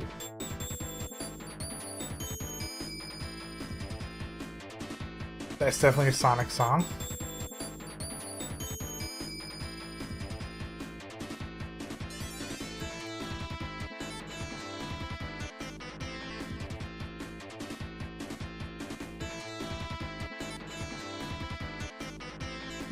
Oh, there's so many good songs like in this playlist piano.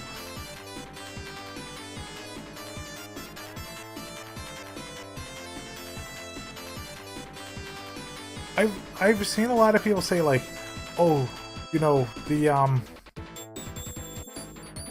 Sega sound chip was awful, and you can't go back and say, oh, it's good. Like, songs on the Sega Genesis were good because it's like rose-colored glasses, but like, I still love these songs. Like this song here, I love it.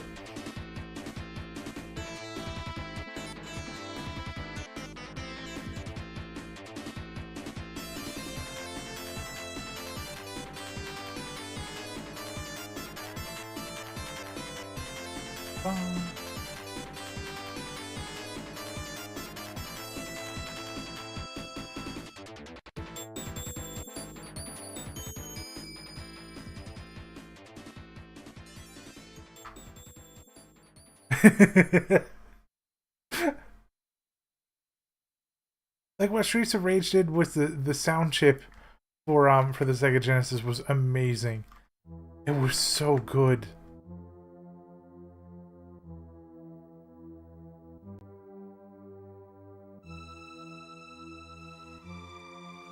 Oh, this is a Chrono Trigger theme.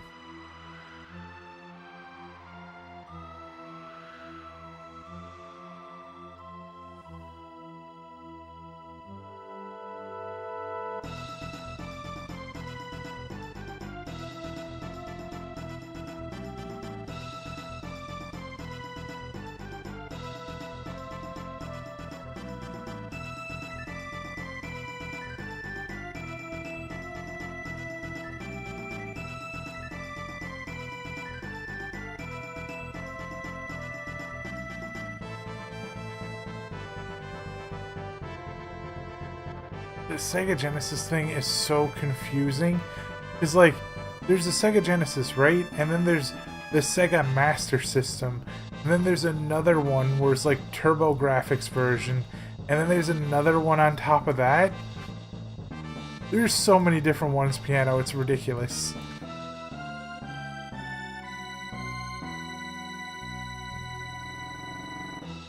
Like, there's 6 different ones, so like you might have had the Master System version of it, which was like, I think it had better processing than the Genesis.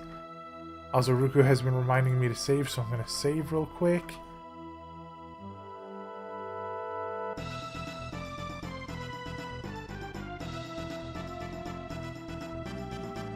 Now I'm gonna do something because I'm going into lazy mode. I'm gonna take that there, I'm gonna put one here. I'm gonna put one here like this. Then I'm gonna put one here like this.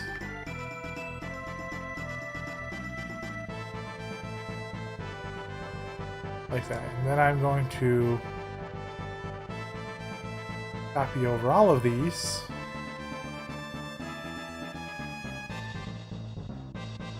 Aha!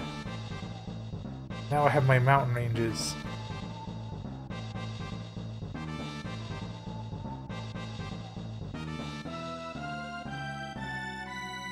Yeah, Sega really wanted to beat Nintendo. Like, they kept putting out, like, a bunch of differences. I don't know how many there were. I just know that, like, mine wasn't the only one.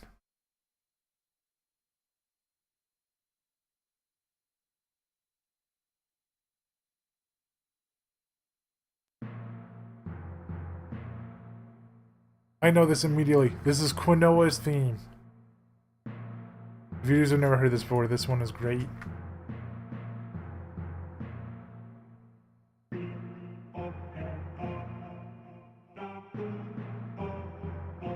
Hugh Marsh? You're right. It's not Quinoa's theme. You're 100% right.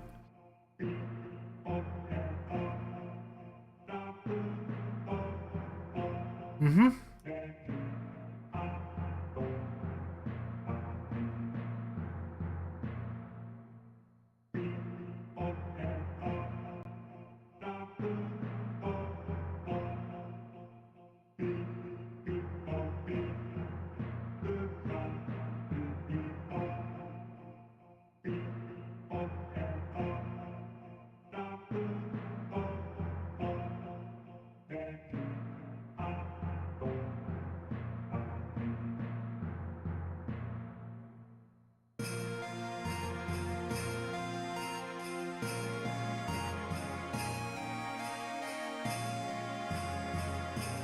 I'm just being quiet right now because I'm just listening to this. I love this theme so much.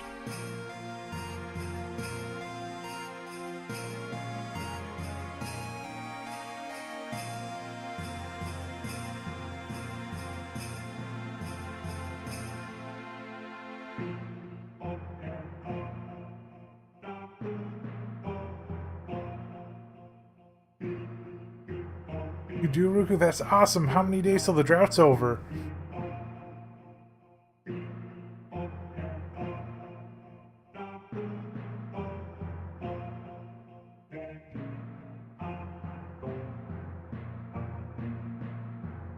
Galaxy Burger is pretty fun. I played it with Avatar for a bit. I don't know if I would go back to it at this point because we all ended up playing it at the same time, but it's like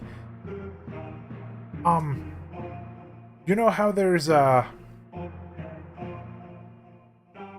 what's the best way to put it? You know how like there's cooking games where it's really intense and chaotic and it's like, get the burger, get the salad, put the toppings on the burger, get it into the person's mouth, kick them out the door, do it again, do it again, do it again, go, go, go. That isn't Galaxy Burger.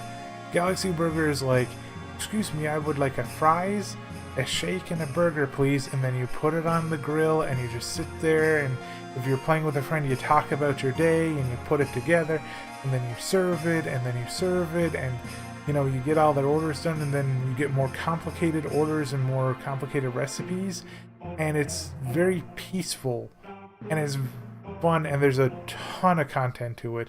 Like, we didn't even leave the first galaxy, and we had played like probably about 15 hours or so. So we really enjoyed it. The only reason why we're not going back to it is because it's been so long, and there's so many things that I want to do. Oh, by the way, if you just have never heard this theme, so good.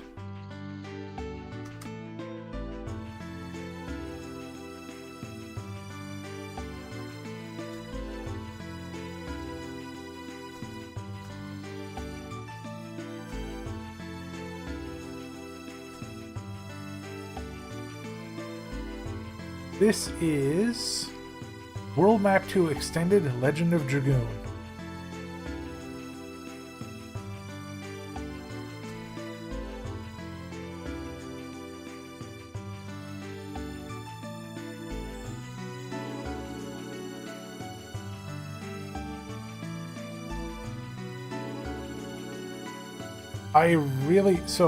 Ruku, I really like Legend of Dragoon, but you know how you're saying with Clear Obscure, and you were saying, you know, you want the strategy to be strategy? It is more difficult to get your damage out in Dragoon than the other one. The combos are absurd. Oh, you know, okay, yeah. I never completed half my combos.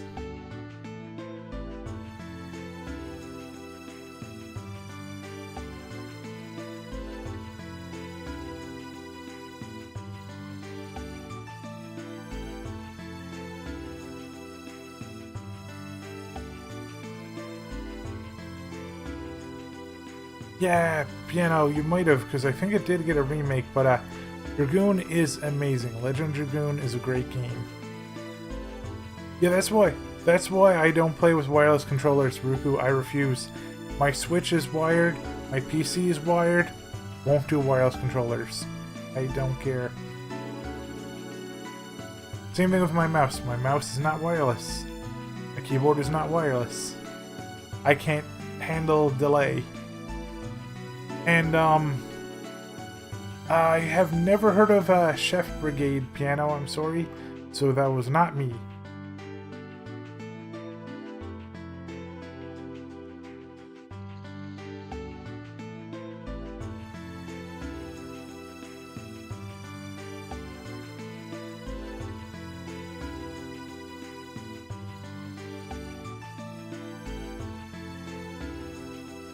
Ooh, nice Ruku. I don't even have a wireless card in my PC. I even specifically, like, when my friends were helping me build my PC, I was like, I don't want a wireless card. They were like, are you sure? I was like, yes. No wireless card.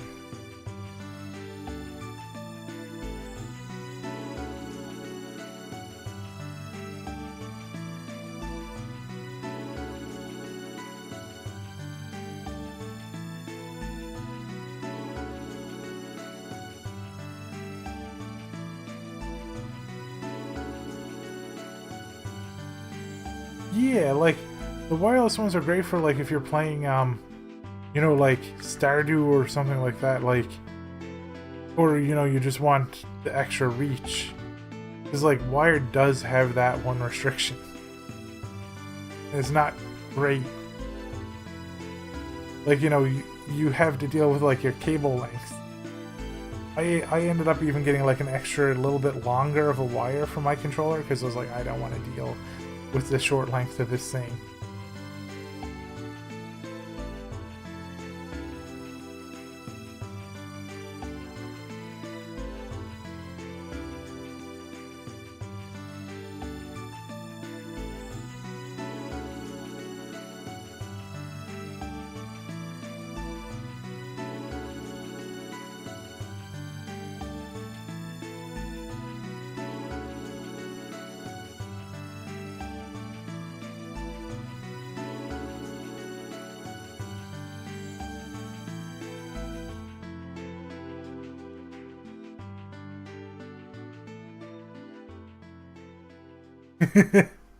It's funny too, because I do have wireless headphones. I do. I had to get wireless headphones for being able, like, to listen to music and stuff while I was cooking back before I had a tablet. Because I have a tablet now and I have Bluetooth headphones, but I needed that in order to be able to listen to music while I was out cooking. So I got the wireless headphones, but I never unplug them. I keep them always plugged in for charging, but it doesn't reduce the delay. So I do have delayed sound. So if you dudes ever want to assassinate me in a game, I have delayed sound. I have Bluetooth headphones that I got 70% off. So they're pretty good. They have noise cancellation in them too. It was like really, really good. They don't do great with really loud music. The speakers start to break a little bit and they start to get like, I don't know what is tinny or like screechy if you turn the music up too loud, but otherwise they're good.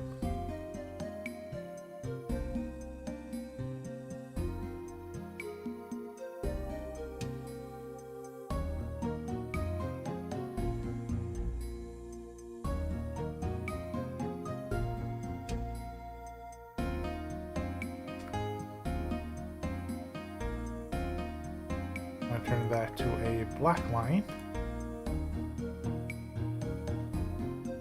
I said a black line, please, game.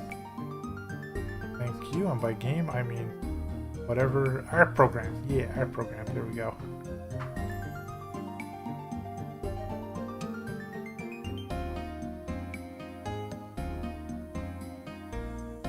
I have thought to myself multiple times, I was like, I really wish I had have gotten earbuds instead, but at the time I was told that earbuds can cause inner ear damage, so I didn't. Because lying down at night, like with my tablet and like going to watch an anime or some random YouTube video with my headphones on is a nightmare.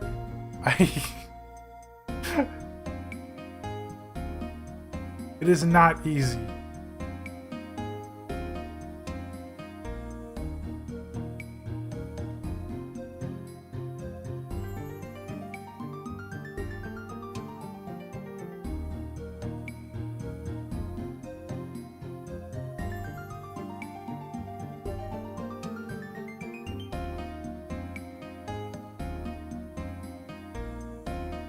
I'm actually going to do this much faster now that I remember that I wanted farmland over here.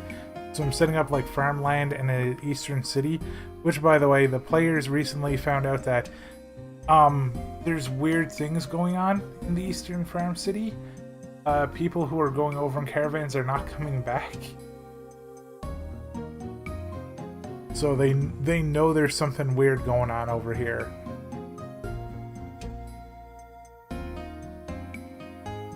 That makes me sad, Ruku, because well, not sad that you don't have ear damage, but sad that I was told that it did, because I would have had earbuds in, because it's so hard to lie down, because you know how I have my spine problem.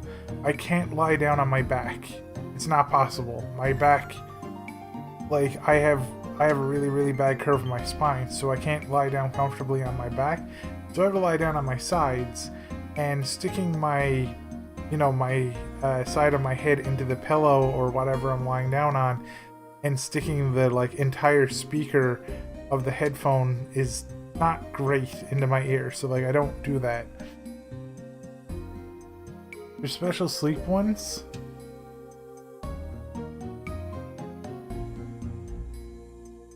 Ooh, that's cool.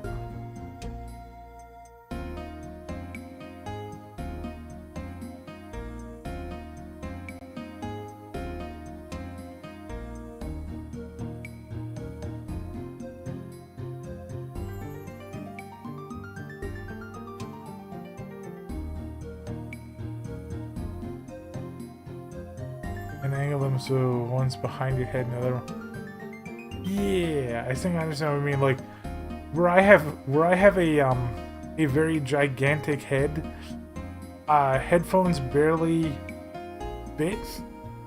This is so embarrassing to say, but like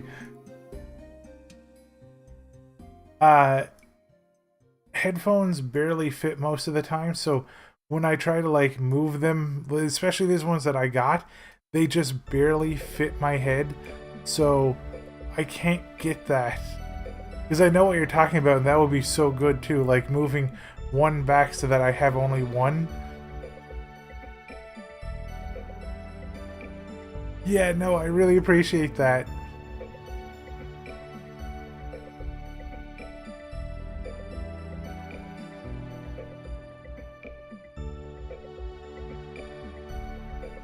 And like it's just a weird thing with me. Like, I don't know if I told you, actually, Ruku Piano, I don't know if I told you to do this, but when I first started streaming, when I was in like my first apartment, I had these headphones on, and they were called CB1s, and they had really good sound quality, but they weren't big enough for my head.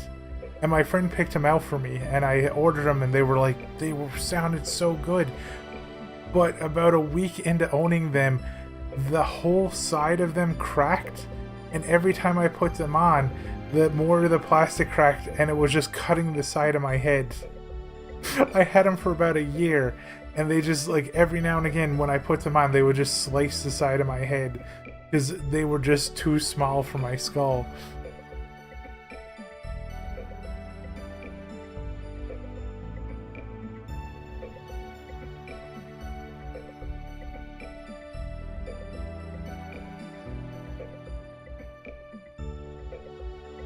The funniest thing is, I just remember too, I remember some of my relatives used to tell me too, they were like, they would say to me like, having a big head isn't a sign of intelligence.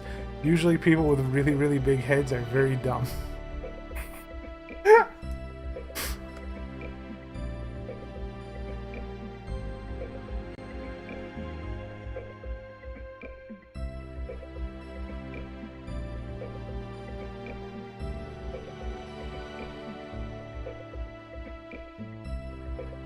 Put some houses here because it doesn't make sense for all of this farmland without like some houses in the area.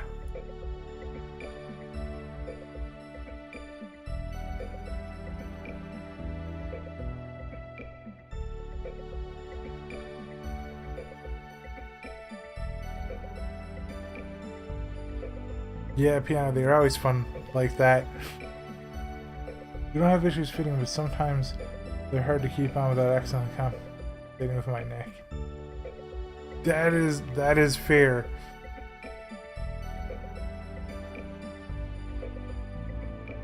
You're saying, Ruku, like putting them in your ear can hurt?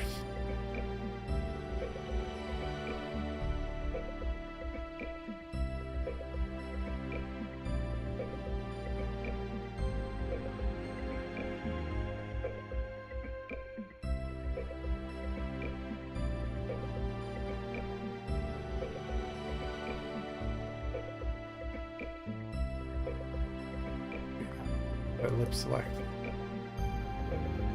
Change that to a circle. Perfect. Playing on them while they're in. Oh, okay. Yeah, I see piano. Yeah. Also, by the way, I just finished 3 different areas because they're all going to be farmland, so that was really quick. This is starting to look like a giraffe getting a drink, but it has like an antlion tongue.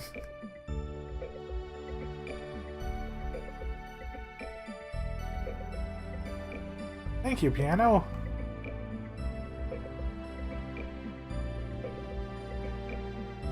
Now I'm gonna swap back to black.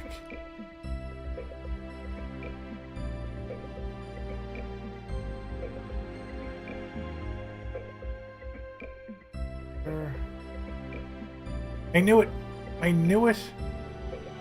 I knew it! It messed up again. It isn't doing the...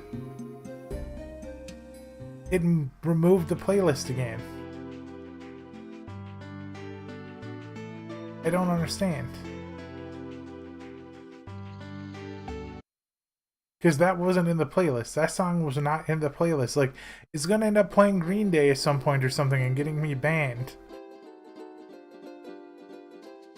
Yeah, I have a playlist, and I have it set to loop the playlist and shuffle the playlist, And every 4 to 5 songs, the AI is like, no, I must insert something. And it's like, stop it.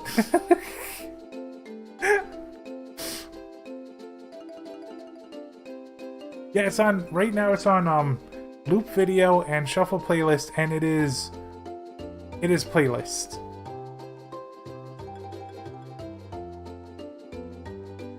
It is set to playlist, and it keeps yoinking me out of it, Piano. I don't understand. Does that ever happen to you?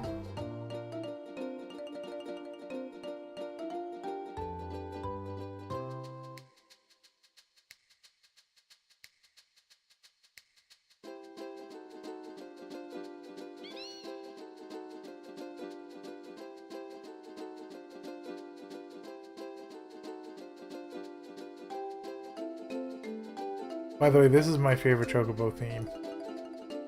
By far.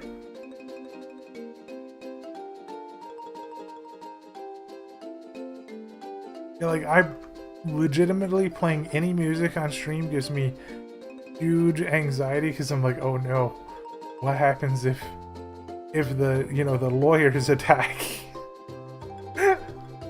I'm genuinely scared of stuff like that.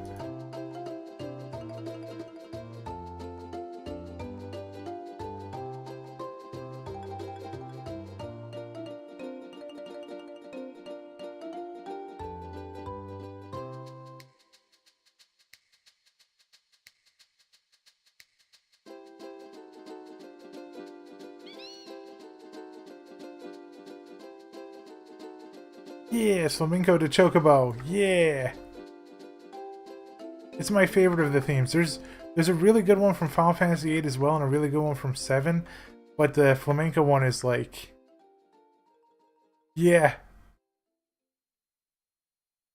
Oh, I'm sorry, Piano. I didn't see the question from you. Yeah. It was, that one is Ukulele to Chocobo, and then there's Flamenco to Chocobo as well. We've already listened to this one. How about...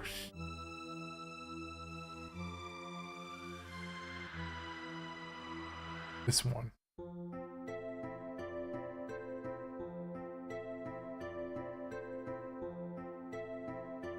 Oh, that brings back so many memories.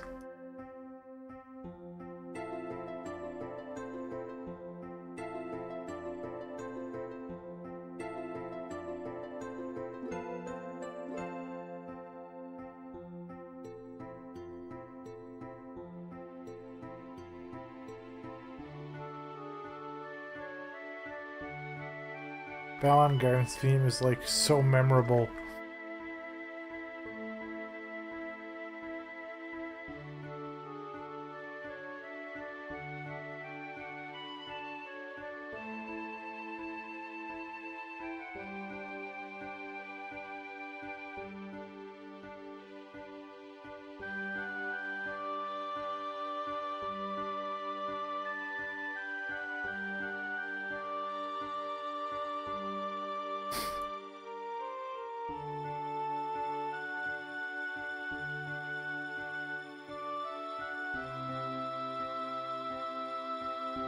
I think I'm almost done.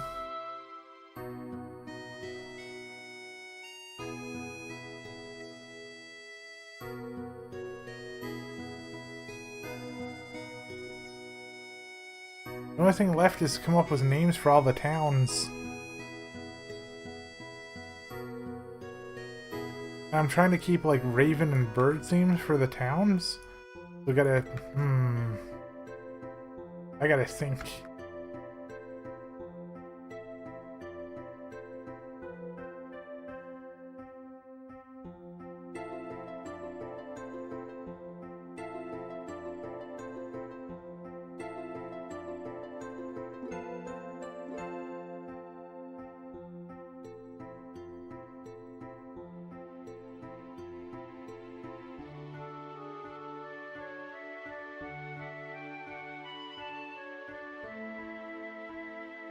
Once I move this down here, I'm gonna do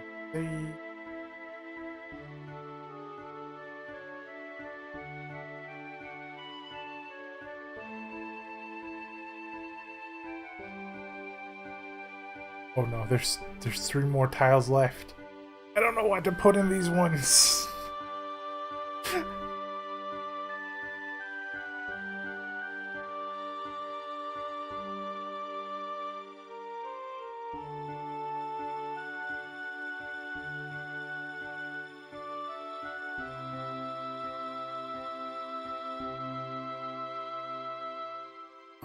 Okay, I know what to do.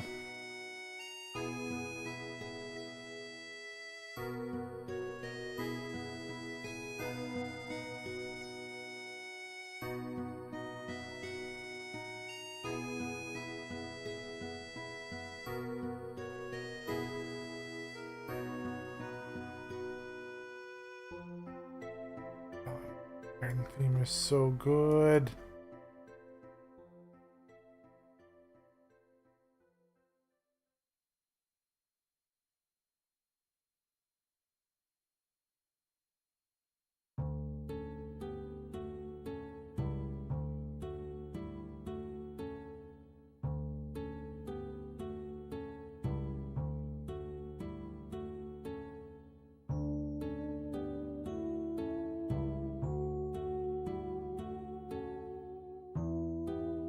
I think you're right, Ruku. I think this is Renoa's theme.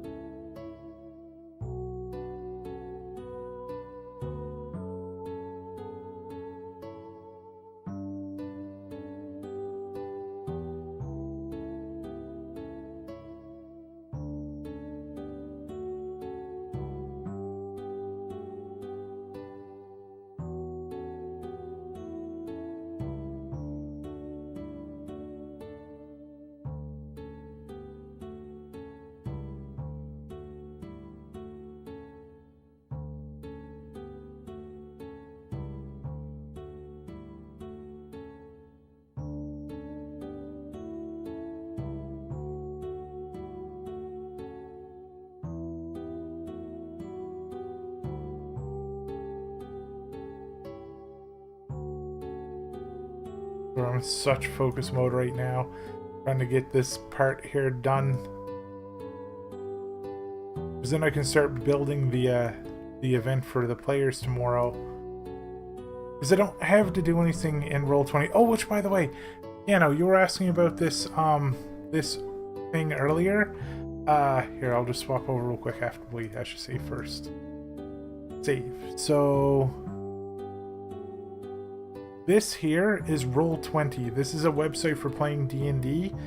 I have the DM view because I'm the Dungeon Master, so I can swap between all the pages. Now these here are the older pages when I was using a program. I had a program, but it stopped working with my computer after a couple of updates. But I was building maps in the program that looked like this, and it was really cool. Like I could put all the art pieces together and make a map for everybody. But after a while it stopped working. But as the DM, I can upload all of these maps and put all these different things in. Like put in a whole bunch of different maps and move the players between all of it, and it has rolling in it. So like I could right now type in /roll 1000 d20. And I just roll 1,000 d20s.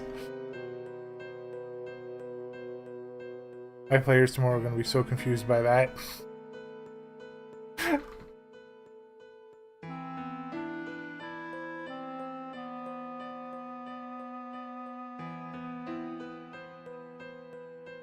Yeah, it's really cool, and it works well with D&D Beyond. D&D Beyond is another thing. It lets you get all the books and everything. Though, everybody, I'm going to have to be right back real quick. I got to run to the bathroom. Here be.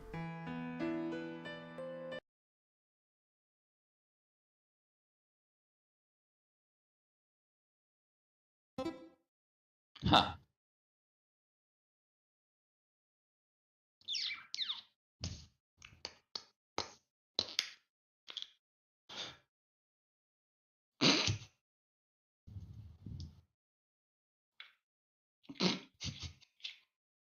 I'm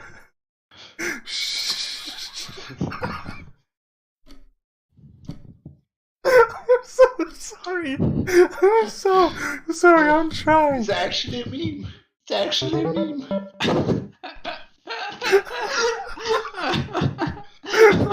Actually, a meme.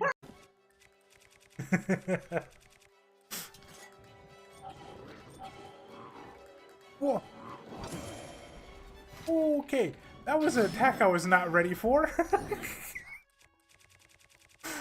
That made me catch my breath for a second there. Thank you. Wait, are you? Oh, you're those rock enemies that I hate. Oh, sledgehammers delete you. Oh, no. Oh my god. Am I gonna? Oh my god. No.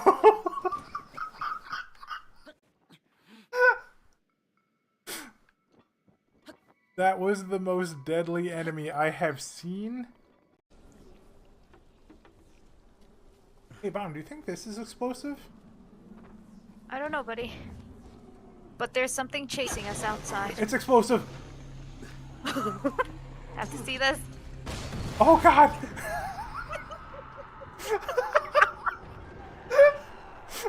Why is there... There's so many white things down here. Why? That scared the heck out of me. It started flaming immediately. I was like, "Rrrr," and I had to run and jump.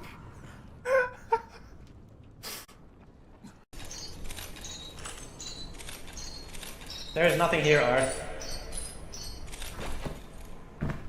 You doomed us. There is nothing here. Oh no! Goodbye. No! What have I done?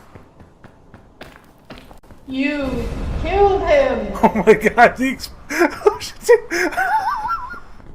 Oh. Ow! Ow! Okay, the Lionel's are turning. Please don't scream, please don't scream, please don't. Oh, where's my camera? There's my camera. Okay, hi, Lionel. Ah! Hold on, I gotta get in here. Ow! Okay, there we go. Perfect. Yeah. Hit the Lionel. Hit the Lionel. Okay, block. Yes. Delete the Lionel. Delete the Lionel. Yes!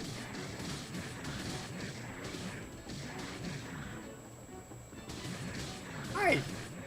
Come back in, please.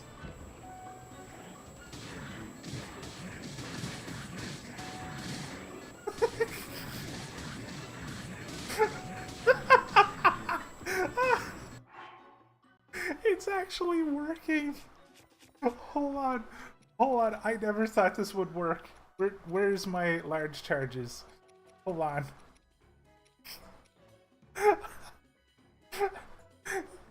I love this. I love this so much. Alright, where are my large charges?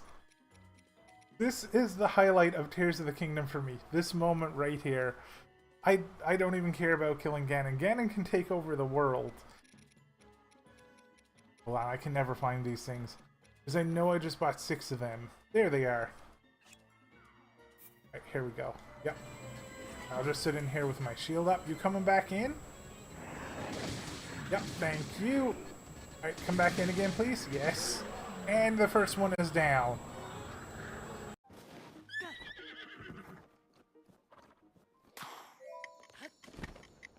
Am I going to be able to make this?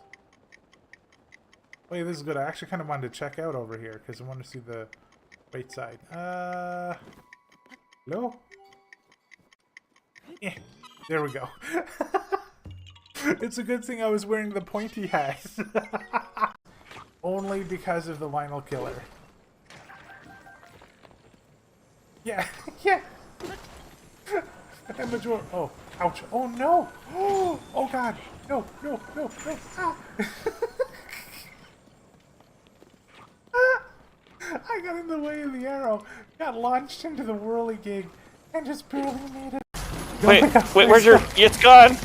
Don't you do this, don't you do this. Where Avatar, is it? fight, I must fight. make you useful! Fight, I swear, it's almost dead, Avatar, please. Please, don't do this. I'm begging you. Wait, no.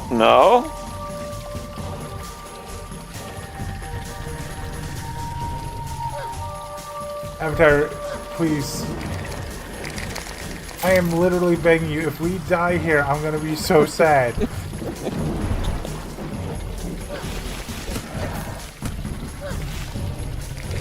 He's just stabbing. Yes. I booked it. I booked it to death.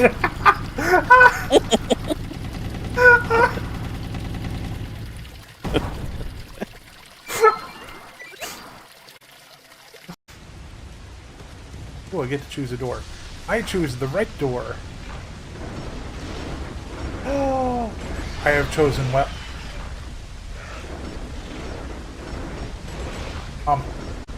Please have enough strength. There we go. I have an idea about getting the food. You ready for this? Oh boy. Can I throw the checkpoint flag at it? That was a bad idea. Missed. They tried.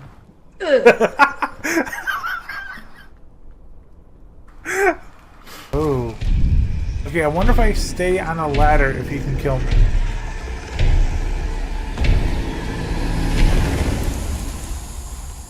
He's just needed to learn to not be an ass. That's true, right? Because when I was playing like Kingdom Hearts, like, oh, nope, okay, that doesn't work. Ladders do not work.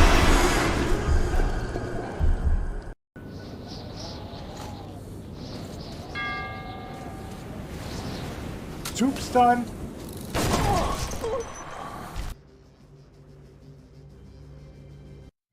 Why would you set up a tripwire there? Why would you do that to me? No, I did it again! You know what I'll do instead then? Actually, wait, hold on, I'll do this. Aha! Beam emitter shield. Oh, what? There we go. It's so bad! Okay, I deserve to be electrocuted. That was... It did no damage. Alright, fine. Cannon shield.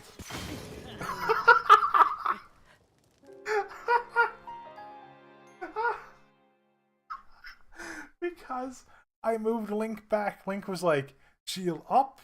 And then it was like, boom. Oh, hey, another Lizalfos. Hi.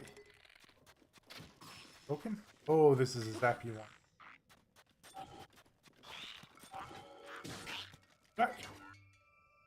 Did that really just happen? I shot it. I ran right at it. It literally ran up to me. Did not see me. Ran past me and I got a sneak attack. I got this. I got this. This is going to be done in the most arse way possible.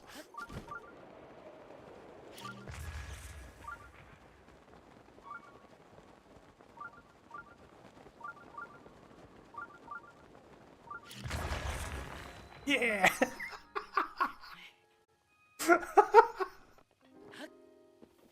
I'm here!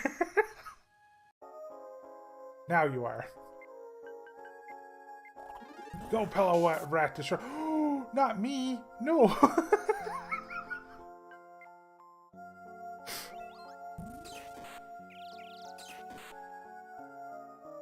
Fight the other Pillow Rat!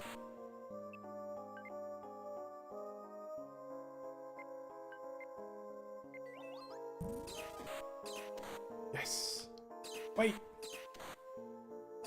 Wait, why did you run away?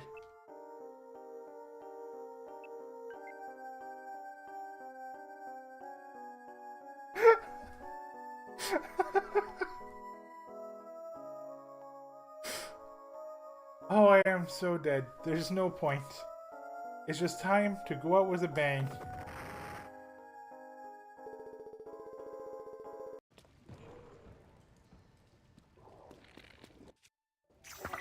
In reality, I need that one to be confused.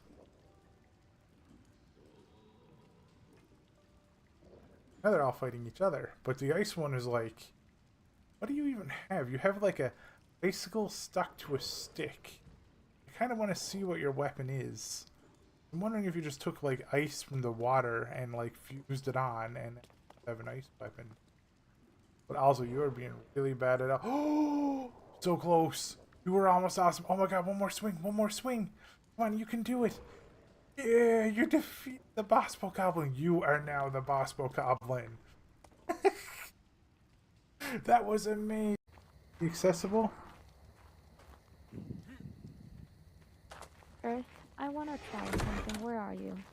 I'm just putting stuff away at the moment because my inventory is smashed. Okay. Let me see if this Yep, I should not be. Ow! I'm so sorry. Did you just club me? I didn't know it worked. Why is it? Literally everybody's punching me. I'm so sorry. Can I borrow that club? No, I no. want to. Oh dear God. Here you go. Oh, my stairs. Yeah, I don't need those stairs. Did Brynhilde take a shit? Nope. Ow! Ow! Ow! Oh my God. Guys, if you have some poo, give it to me. Where'd you go, Arth? I flew into the skybox. What? That's a problem. I'm on a mountain 4 miles away. Oh no, I'm watching this stream. What just happened to you? They broke through the How? block. How? Oh, How did that happen? I don't know. I just saw it on the stream, but he just went flying. He went through the ceiling and up. I can't Like, get back to you. Well, you can, unless you're stuck. No, like I am on top of a mountain right now. Arth, do you know which direction the house is from there? No, because it went black. I don't know. Okay, let me tell you. It's right at like 62, I can't believe that word. 53 kind of. Okay, I think I'm close. Oh God, no, bet you- no, no, no, no, no. Well, he found the base. Where are you? I have returned.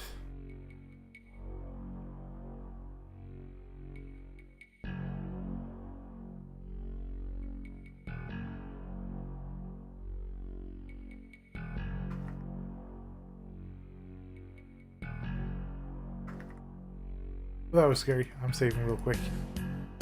Oh, that's even scarier. Stop doing that. Don't you dare blue screen.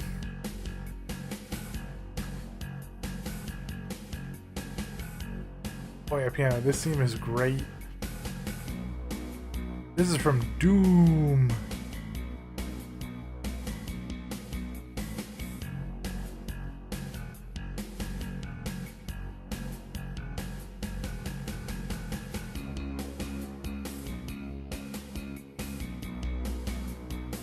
Yeah, the original Doom games were great. When I played, I wasn't too big of a fan of Doom 2, but I love Doom 1 a lot.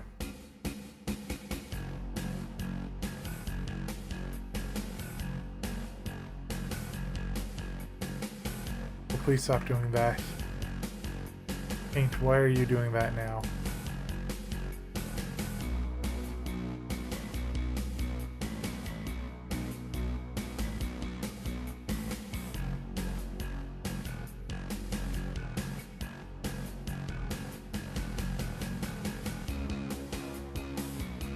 Yeah, I'm not sure which one this is. Actually, let me check. I'll see.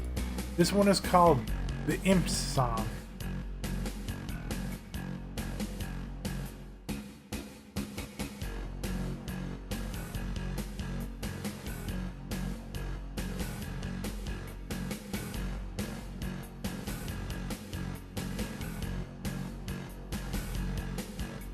You know, I just had an idea for up here. Ah! Okay, you know what I'm doing? I'm saving real quick. And then, hold on, I'm gonna put my BRB up real quick and I'm gonna reload this. Give me 1 second, everybody. Boom! We get to keep listening to me. Oh.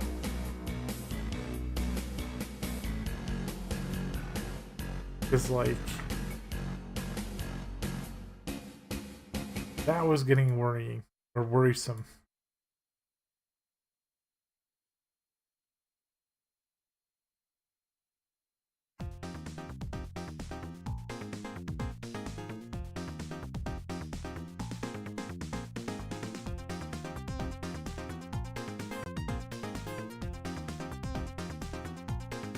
Aha, I'm back.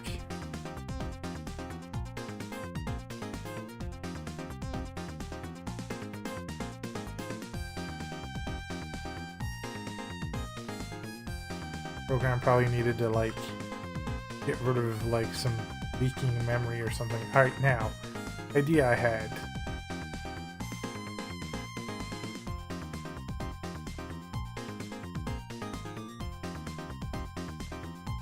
Put this stuff over here. Here like this.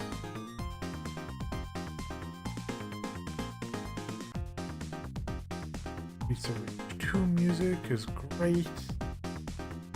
Streets of Rage 1 actually.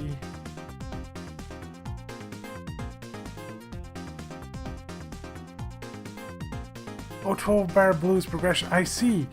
Piano. Yeah, I have no idea what that means. Like anything that comes from music, like bars and like BPMs and stuff like that, it sounds like magic to me.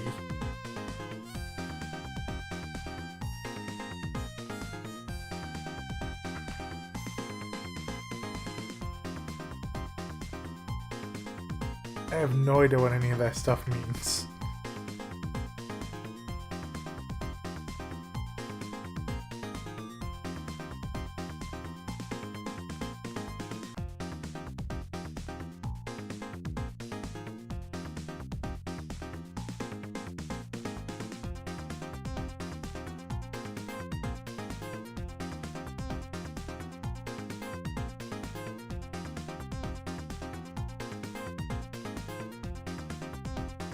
Where's my trees? Starting to do it again.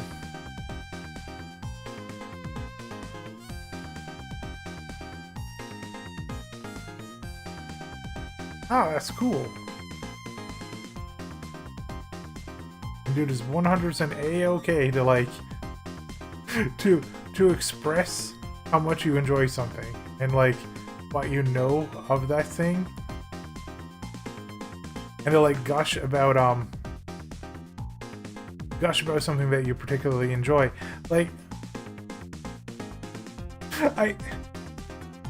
I remember once a long time ago, I don't know if I ever told this story, but there was a YouTuber that I was watching at the time, and this YouTuber was like going and finding like these really, really niche indie games and playing them.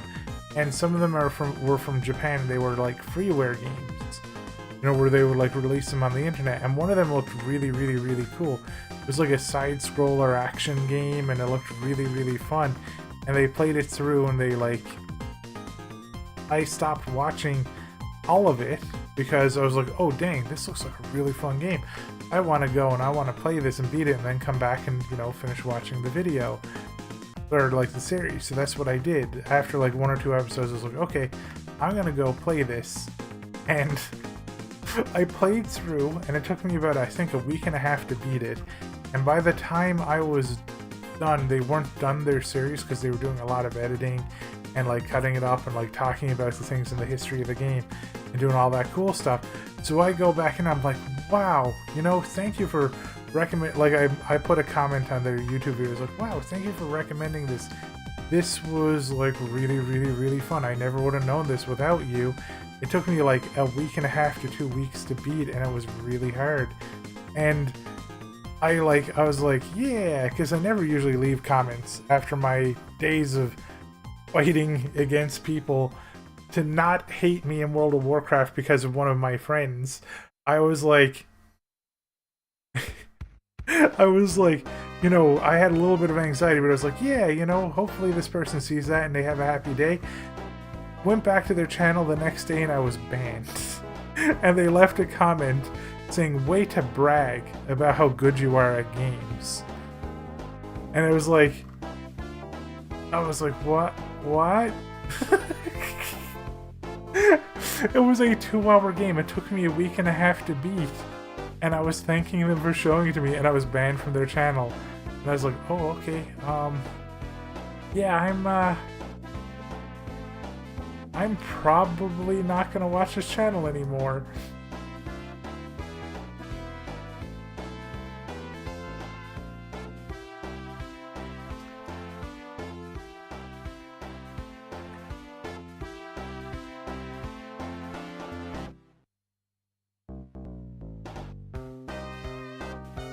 And this way, like, I always encourage everybody to, you know, talk about the things, you know, that they enjoy and that they love, so long as they don't talk about it in the context of, like, making me change my opinion on stuff.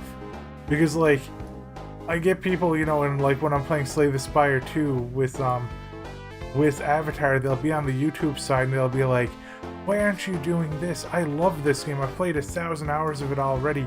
I know more than you. And I'm like, excuse me?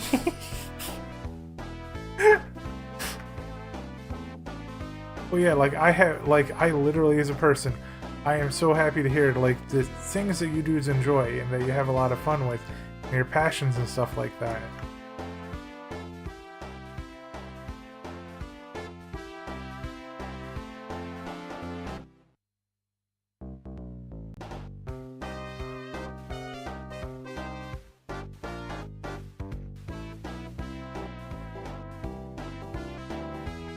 Oh yeah, I understand 100% piano, and I don't see you as a flexing type of person.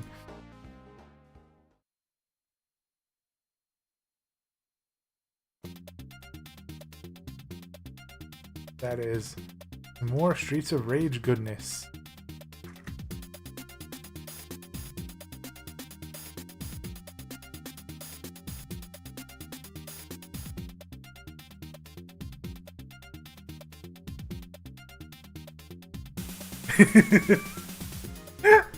I'll tell you one thing, that you were absolutely better than me at Ruku, and is not a joke. Civilization and strategy games. Holy moly, you do so much thinking and you planning and, like, dominating in those games. Like, I know the only reason why I technically won our first game of Civ 6 back was because you did not kill me. You were very, very nice to me.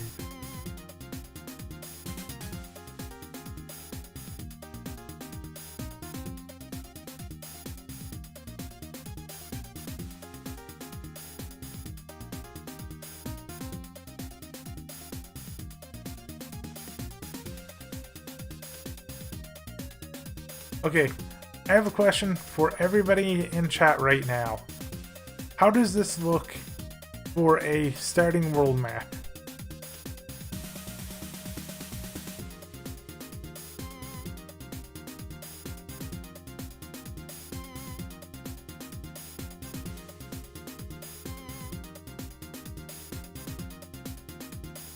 Yeah, I would love to see comments from people. Like, Piano, every now and again I get a message on, like, my Tears of the Kingdom shorts that I put on YouTube, and somebody's like, dude, I fought this boss by, like, backflipping 360, no-scoping, launching myself into the skybox, firing 3 missiles down. It was so cool. It took me hours, and it was like, dude, that sounds awesome.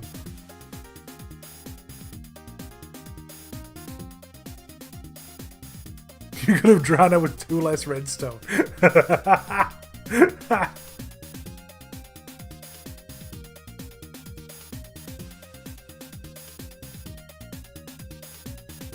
It's looking good to you. Infinitely better than not having it done. Fair. Like, I now need to come up with a name for some of the towns. Which is going to be hard. That's the hardest thing for me. Because I'm trying to do it kind of like bird and theme based, because the king of this world loves ravens. He's just a gigantic, like, bird nerd, essentially. So he named all of the cities after birds.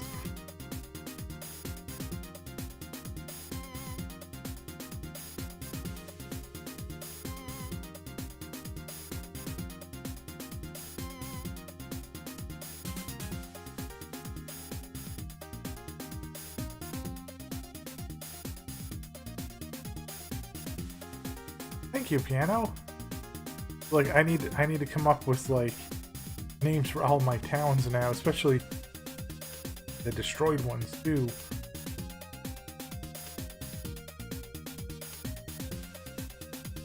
Oh yeah, I had some serious procrastination about this. Like, the last session was 2 weeks ago, and I'm doing it this Friday and this Saturday night. Because I was like, oh god, this is gonna be so bad. You see, this one here is Eagle's Perch Lighthouse. That's Talon's Peak. There's Featherton, ruins of anyways. This area here is like, I don't know. Ooh, do I have Raven's Beak? Okay, Raven's Beak. Perfect. That's going to be the name of this place, Raven's Beak. This is going to be a mining town. And beaks are tough. That's going to be why I name it Raven's Beak.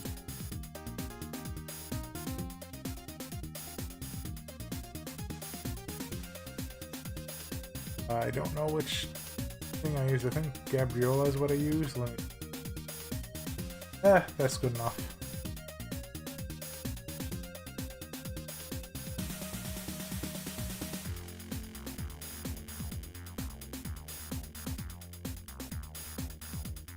Nobody's gonna notice the font difference. Because I don't remember which font I used. Done. Raven's Beak.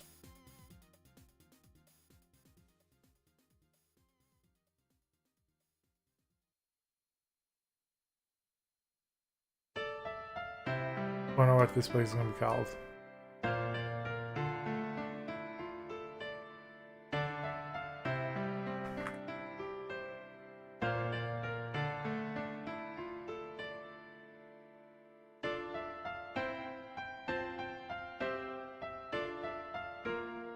I love this song, Ruku. This song is very hard for me to listen to without tearing up a little. I don't know what it is, but it's very emotional to me, like the piano pieces.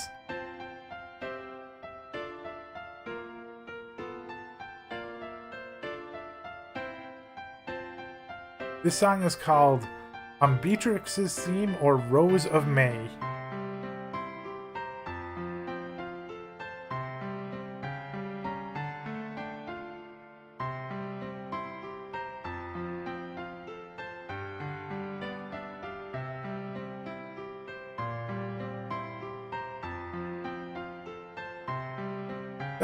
Yeah, Wolf.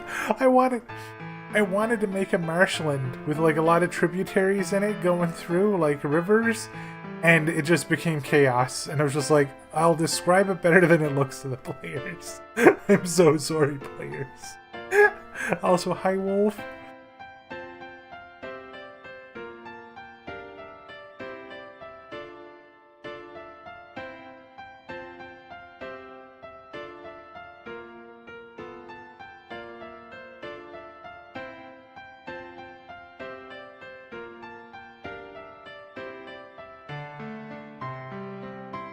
Save here. By the way, Wolf, I have a question for you. How does this map look? Does it look good? For somebody who has literally zero artistic skill?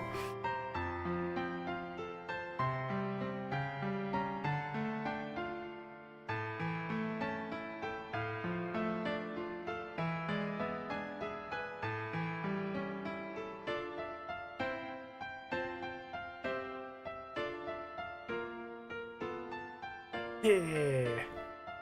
Thank you.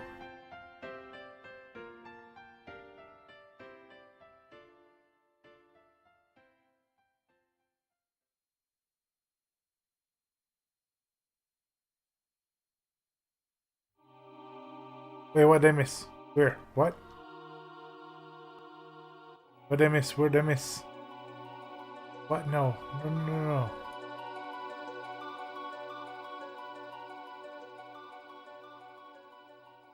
There's a river that ends on the edge of a tile. I see it right here. Right here, right? Thank you. I didn't even notice that.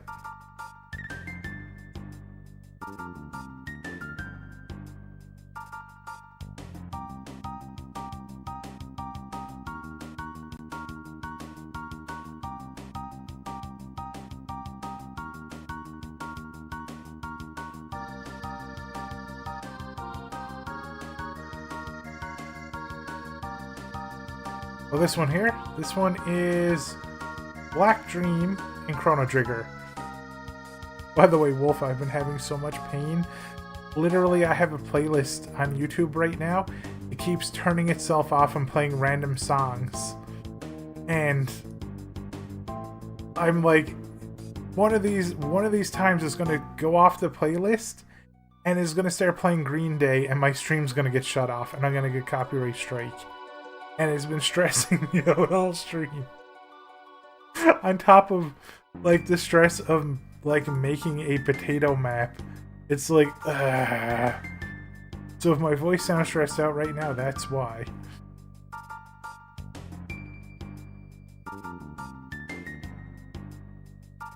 It'll just get muted. Okay, thank you, because I have heard stories from people that if Green Day ever gets played, your stream gets shut down. Like, literally, they cut the connection to you.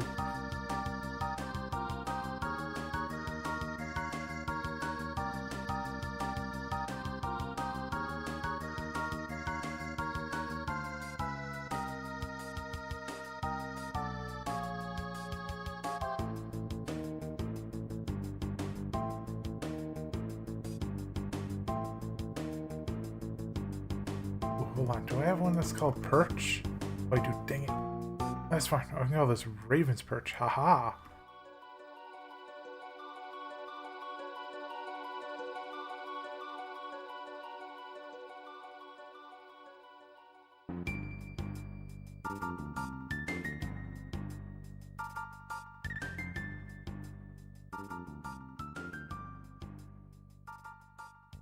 Boom.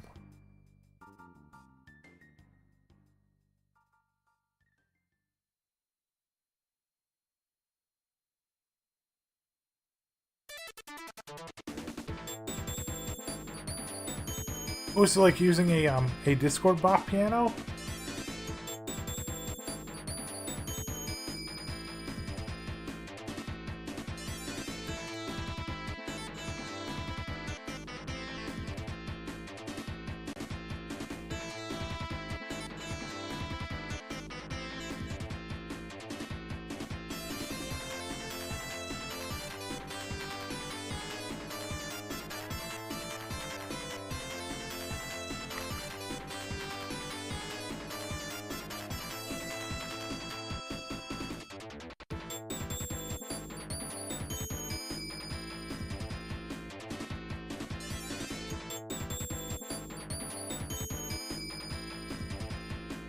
I think I've named all the notable places on the map.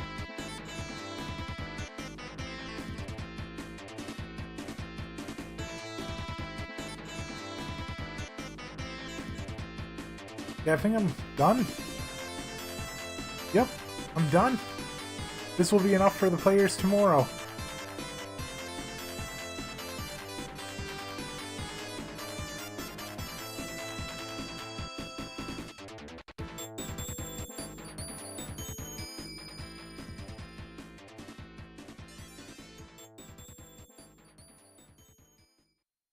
Alright, cool. Oh, I see. Okay, cool.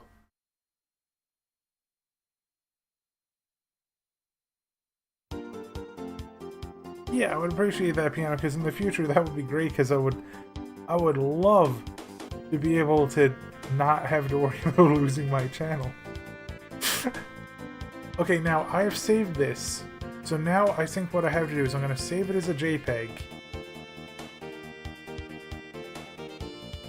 I'm gonna do a quick save, right? And then I'm going to do, you just can't see this because my mouse is up here floating on.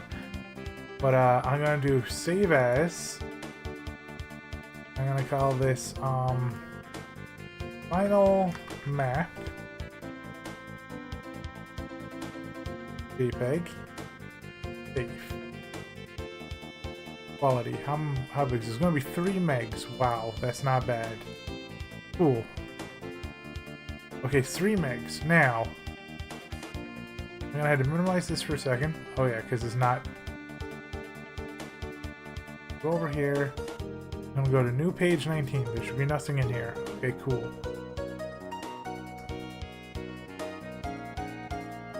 let me see here. I'm gonna go to my desktop.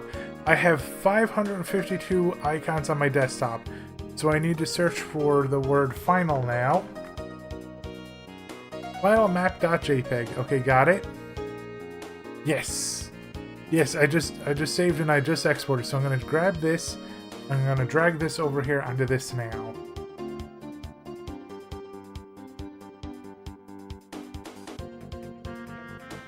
Okay, now let me see. How is this for the players to be able to... I think what I might do is I might go into the settings here. Where's the setting? Oh no, I'm looking at the settings. I have to go to the settings for the map. I'm gonna just increase this by like 40 by 40. I'm gonna drag this here.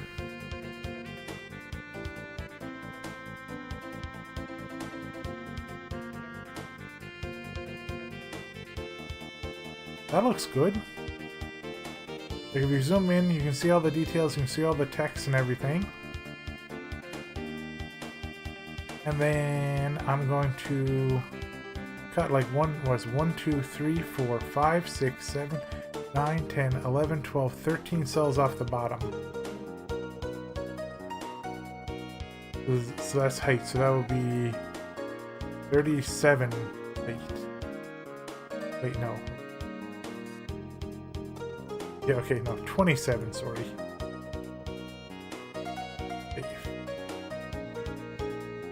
Nice.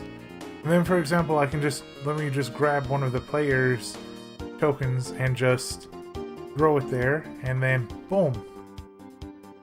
Wait, what just happened? Why did the world become dark around? What?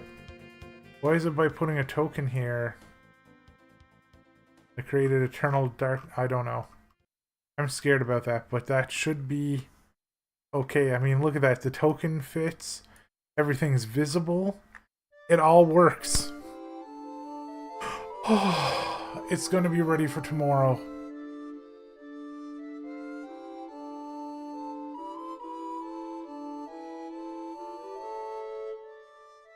Oh, this song? This song is so good. Have you heard of... Yeah, it is. This is called A Place to Call Home. It's beautiful.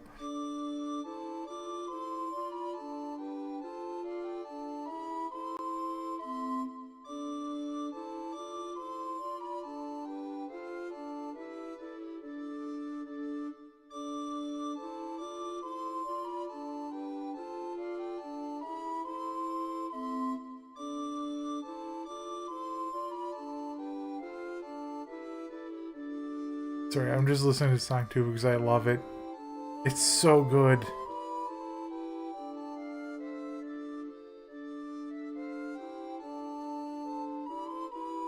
Try scrolling to the bottom of your playlist and making autoplay off.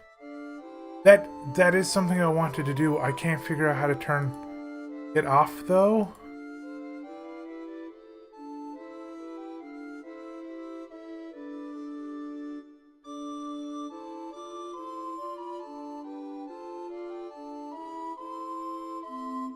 Because I know my YouTube has autoplay on for some reason. I've never figured out how to turn it off.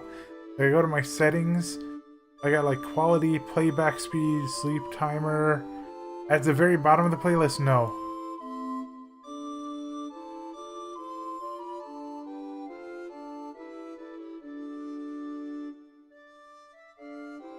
Like I will put in Discord what the playlist looks like. I'll put it in the Discord server.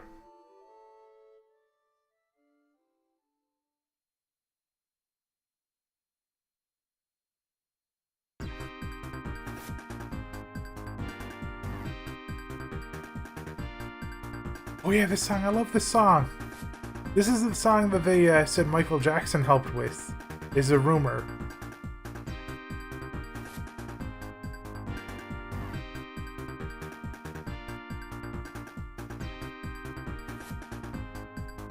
Ray Wolf, it's such a good song.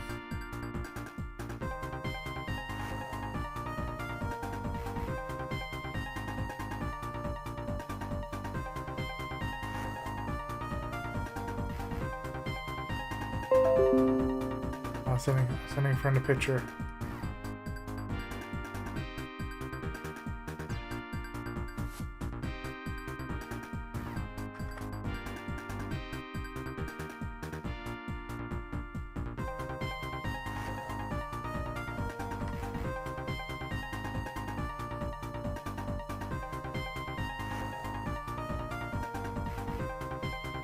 Yeah, that makes sense.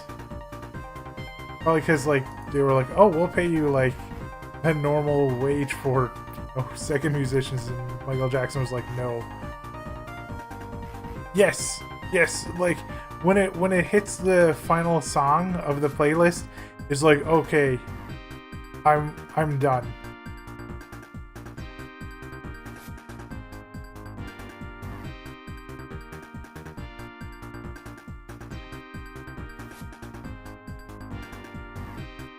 Okay, I'm gonna have to delete this token. Sorry, Goose.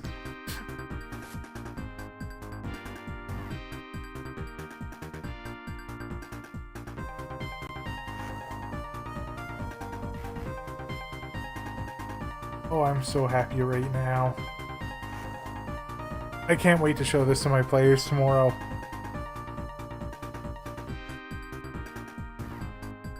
Okay, now it's time to start working on... Oh wait, hold on. First, select this. Right-click. Change layer. Map. Okay, GM layer.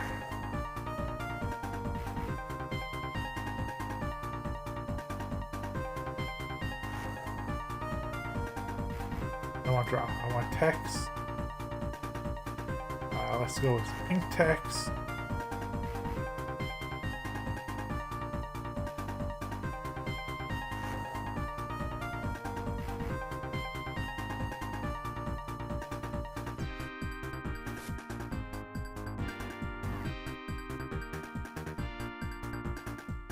Yeah, I used to have that turned off. I don't know what's turning it back on. Kind of, Wolf. At the moment, I have a decent bit done for Talon's Peak here. Like, this area here is done. This grove is done. This cave is done. This up here, I have a whole plan for Raven's Beak. This is where the players are going next week. As a matter of fact, I'll tell you a story about that in a second. Okay, good. Oh, it went to my other favorite Final Fantasy IX song. This is another sad one. This is so good.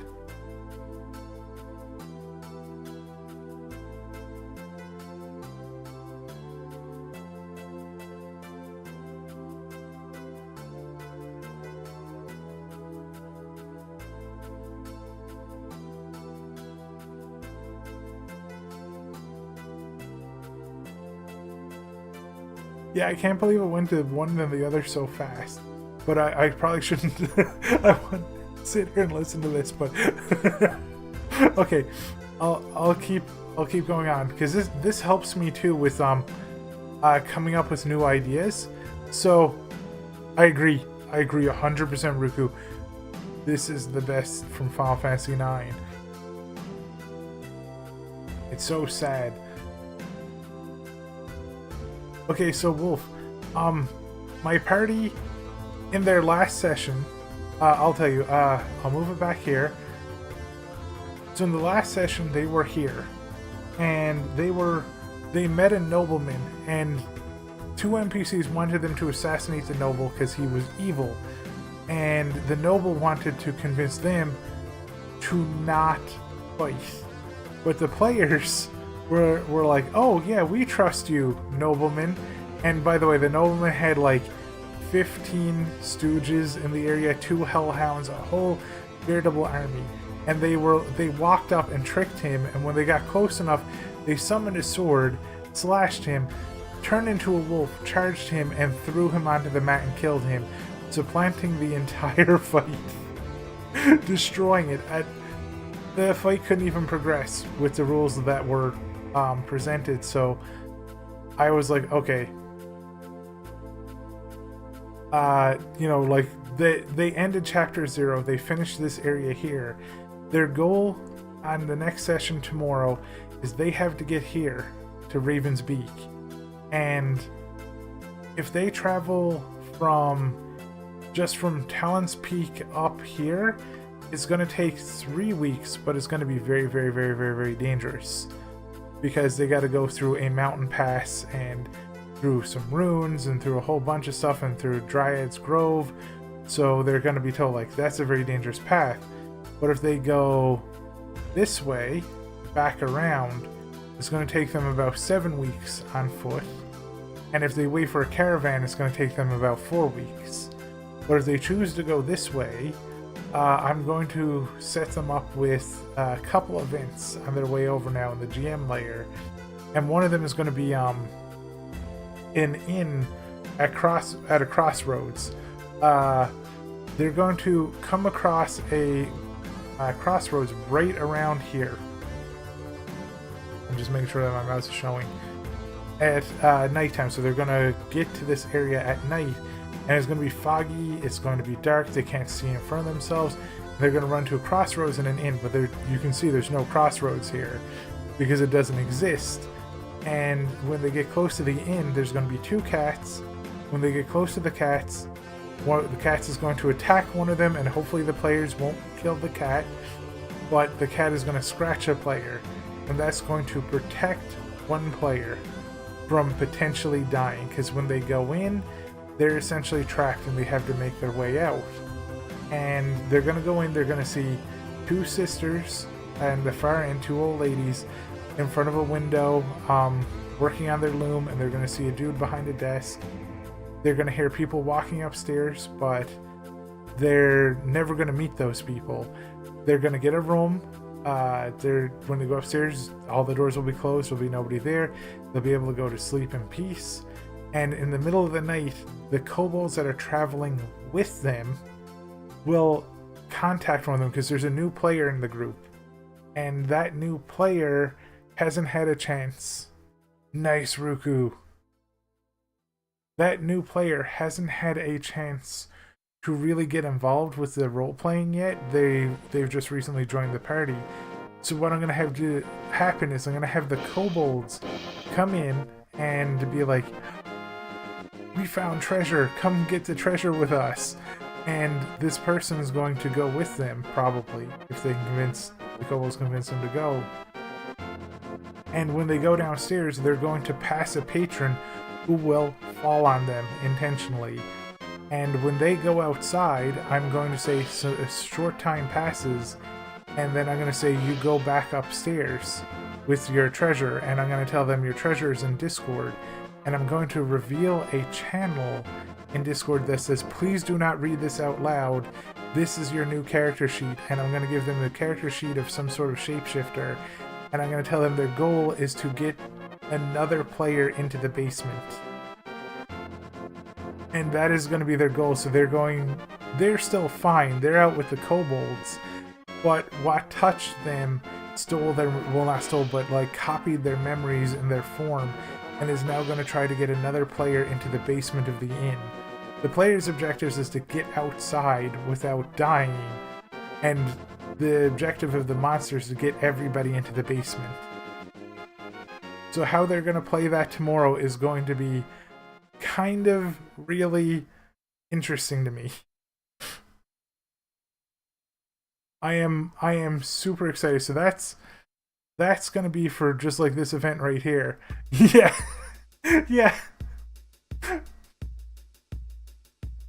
But I have small and short things planned for all of them. The main story right now is their goal is to get here. They're going to look for the Duke, because the Duke was assassinated in the town by the nobleman that they just killed. They're going to be looking for the Duke's son and daughter who left town and headed to Raven's Beak. They're going to inherit this manor right here tomorrow, and this is going to be their base of operations for whenever they get to it. There's going to be a lot of things, like there's going to be a lot of events that they can participate in on the way up here. So this may be like 15 sessions before they get here. Oh yeah, this one might be Quinoa's theme. No, this is Black Mage Village. I'm a potato. I'm so bad with music. but there's going to be a whole thing here. There's going to be puzzles inside this mansion. There's going to be a wall in the basement where if they put a rune, it's going to be a 3x3 or a 5x5 grid. And when they put a rune in a slot, the mansion itself and the area around will change. And they can collect runes over the course of the campaign. So like when they're going to merchants or when they defeat monsters and stuff, they can find the runes and it will change the mansion. And there's specific areas in the mansion that will help them realize what's going on more and what they need to do to help everybody. There's going to be a huge amount of stuff in this mansion just right here. There's going to be a ton of content right here, but this other stuff around here yet, like Dwarves End, I don't really have anything set up for here yet. I kind of know what I want for this area, but it's like all lightly done. So it's like I know what these areas are, but when the players move or they say like, well, we want to go to this area to investigate, or I draw them to this area, then I will fill in more of the NPCs, the characters and stuff like that are there. Because I need to not front load my work too much, because tomorrow they may even just decide, forget what they told us, we're going to head all the way over here to Raven's Perch because we heard people are going missing. And they're just going to completely ignore what the NPCs asked them to do, and that's completely fine.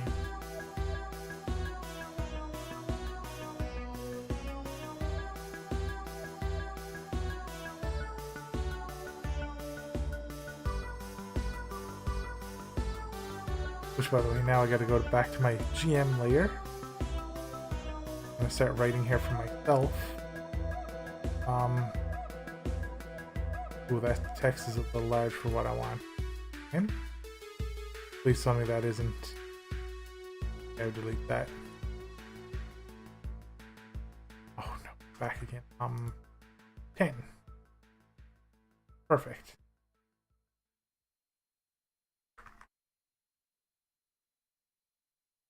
Put that there. I can definitely read it. Cool. And I had to make sure that's on the GM layer, because otherwise my players will be able to see it.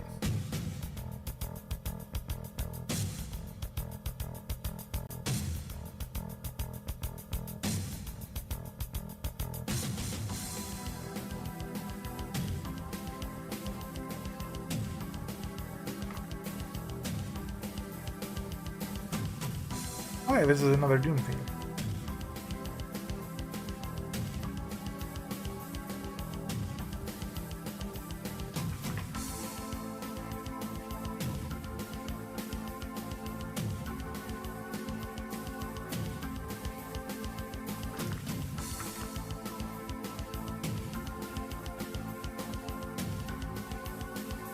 Oh no. I don't remember to end that for a pan. Wait, sorry, piano, what's similar?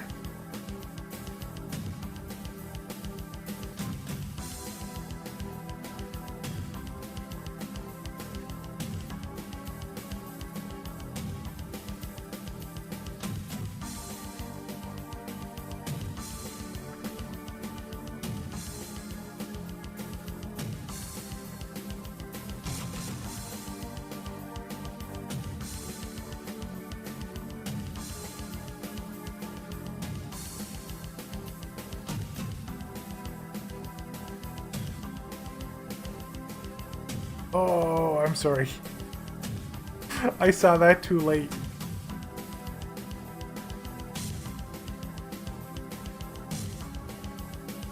Okay, I think that's good for that. Now I need to get, because just in case they make it here tomorrow, I'm going to need to start working on the actual map.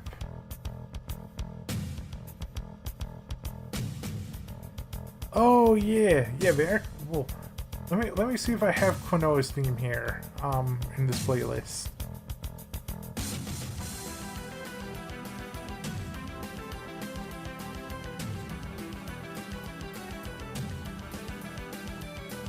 Oh, I do have this one.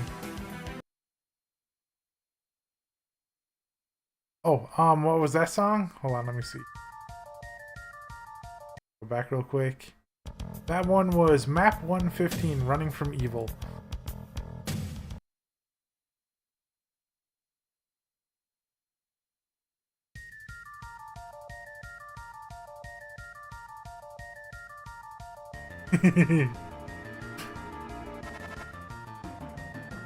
Yeah, this one was called Genova. This one's great.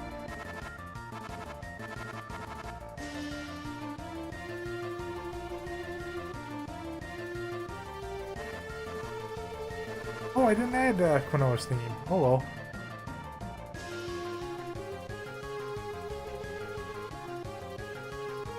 How big is this map? Because this map seems a little big. 50 by 60. I think I only need like 30 by 30, honestly.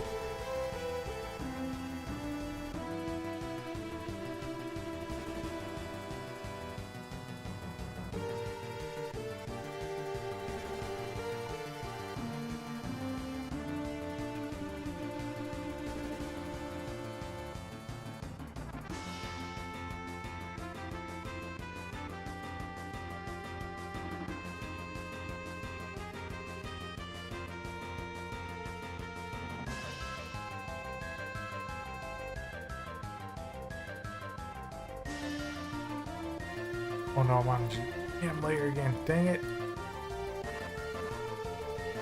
Change layer. Ah.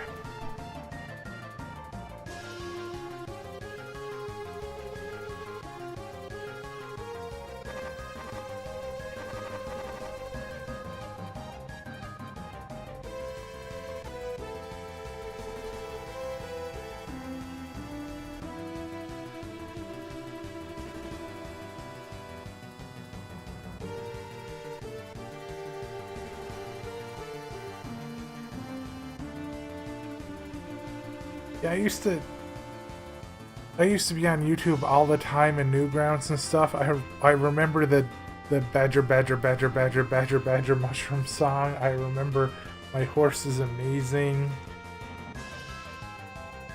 Oh, your base are belong to us. All the 90s meme music.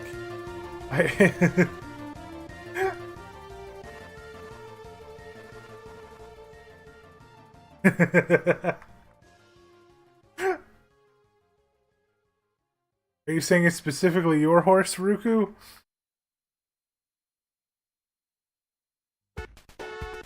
Oh, this theme. This one's so good.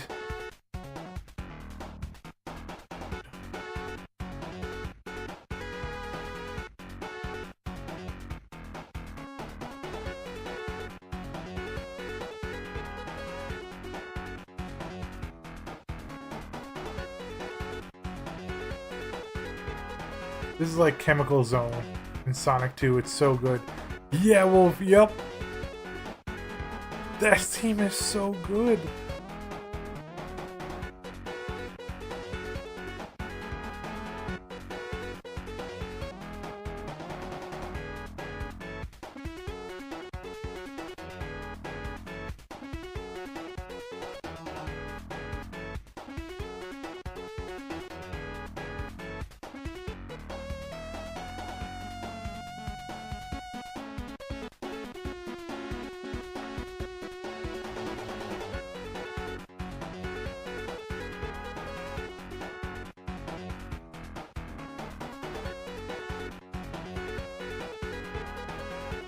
Oh, Sonic.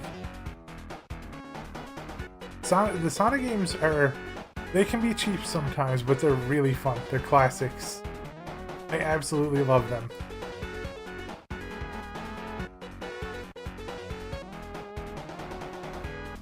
If I ever streamed them, I could probably beat all 3 Sonics in one night. I played them so much when I was a kid.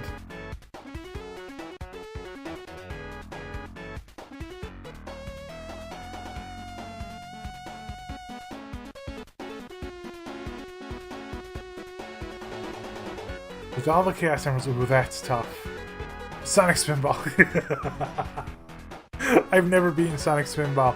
I have beaten Sonic 3D Blast, though. But Sonic 3D Blast, I tried to play it again recently, as an adult, and it actually makes me a little motion sick now. It's the camera constantly keeps turning. I'm like, oh. Sonic Mania I've heard is amazing, but on PC they have really bad DRM kernel base that people are like, it's not great. Oh, Ruku, I hope you survive. And Wolf, I don't know if I could get all the Chaos Emeralds. I only ever remember getting all the Chaos Emeralds in 1 and 2. I don't think I ever got all the ones in 3. So I don't know if I could do that. I want to, because Super Sonic is amazing.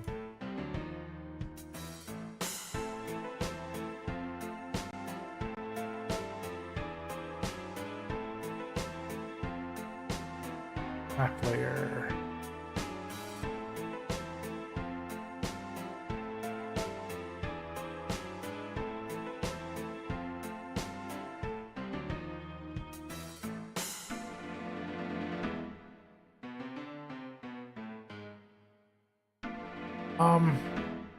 So wait, what mean? Sorry, Piano. Is that talking about 4 to 5 things at once? Are you talking about the DRM, or are you talking about the Chaos Emeralds?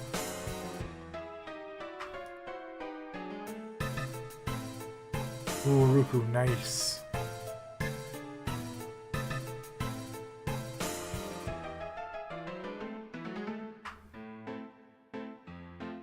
Okay, so on PC, some developers will use a digital rights management software, and what it does is sometimes it'll be something like a CD key. Like in the 90s, they used CD keys to see if something was a legitimate copy of the game or not, right? And yeah, and it's been a never-ending, increasing arms war between the companies that make games and people who crack the games. So it's gotten to the point where some developers will make DRM that is bad for your computer and looks at things that shouldn't be allowed to look at in your computer and control things that shouldn't be allowed to look at to stop people from hacking and cheating in their games. So like, they did that for Sonic Mania, which is in, like, sometimes they do it for multiplayer games, you know, like things like first-person shooters and stuff like that, to stop people from cheating, which doesn't even help anymore, because now people who cheat buy 2 computers, run the cheats on one computer, and then the other computer can't see the cheats on the other computer. So it doesn't help, but in the case of Sonic Mania and like other games, it was very restrictive and not very safe DRM that they installed onto PC. They're like onto PCs, and it was still cracked within a week. People still cracked the game within a week of it being launched. So the more restrictive DRM methods hurt the consumers. And that's why I ended up never playing Sonic Mania, is because everyone told me it had the really bad DRM. You're 100% right, Wolf. Yeah, it's anti-cheat. It can also brick your computer. It has control of your computer at the kernel level. Like, that's above your operating system. That's literally like, if there was a god of your computer, kernel level control is like the god of the gods.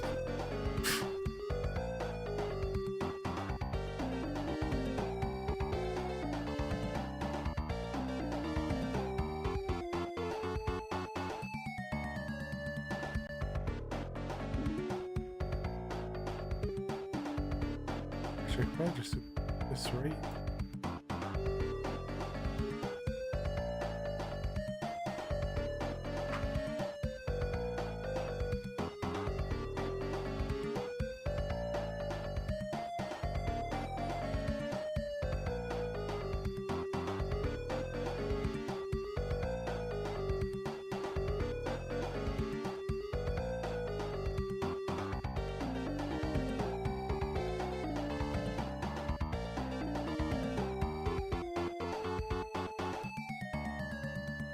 Oil Ocean is such a good theme. Yeah, it's the control that DRM has. Oh, whoops! Accidentally brought that back up. We'll just turn that off for now. Boop. Yeah, the control that DRM has is not great, and like I still remember. I mean, there's literal websites about cracking games to preserve your copy if your CD or whatever breaks. And they can usually break through the DRM within a week. It's really shuffling into all the Sonic themes right now, isn't it?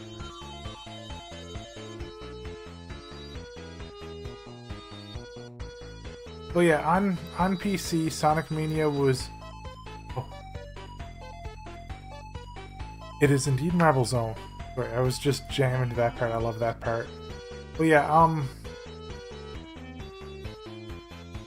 actually, this kind of doesn't make...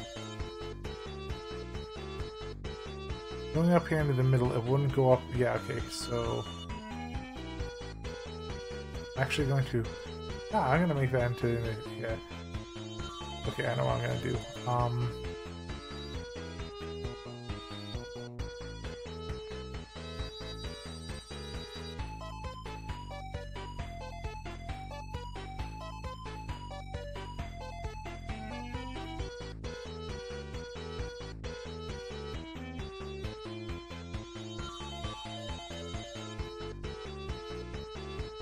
Everybody, I've just been jamming to the theme. I really like Marble Zone.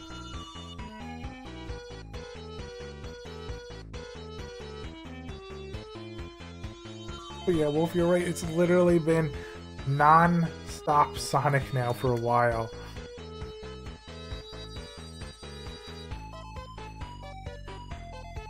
Yeah, there's really cool, tricky anti-cheats that you can use, Piano, like stuff where, like, if somebody cheated the game, you get to the final boss and it's like, haha, I knew you cheated, and then the boss chases you around with a frying pan and just smacks you on the head till you die.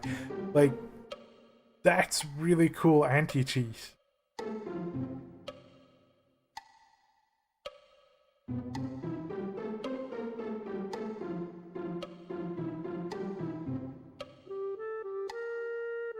Like, stuff like that that's, like, really tricky that, like, one value in a save is wrong, and then all of a sudden, you can't complete the game, or something silly happens to you.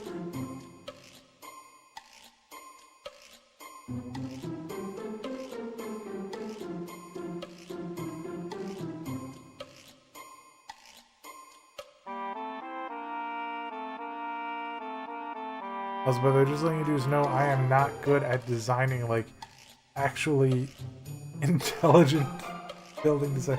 I would never be an architect is what I'm trying to say here. Escape Simulator soundtrack. Let me see. What is this one? This one is Timber Owls, Final Fantasy VIII.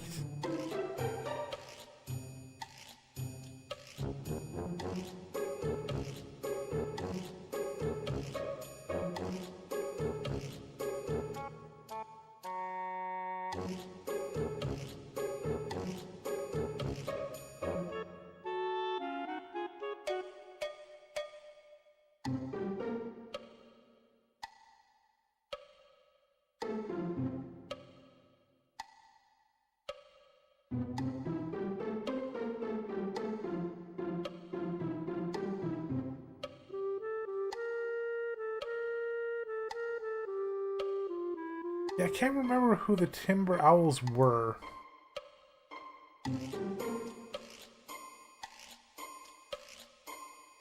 But I think this was like kind of a silly scene in Final Fantasy VIII. I might be wrong though. Renault's crew, yeah, okay, yeah, it was a little silly. I still can't believe that they thought it was a good idea when localizing to North America to remove all of Squall's lines. Because he actually speaks.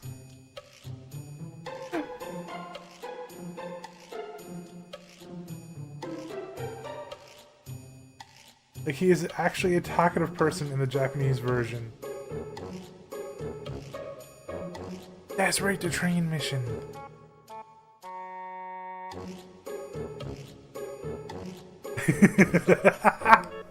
Well, I have to say, I am very happy that you dudes are enjoying and talking about the playlist. That makes me happy. I was worried these songs would be like, bleh. Oh, now we're getting Final Fantasy VIII time. This is Waltz for the Moon.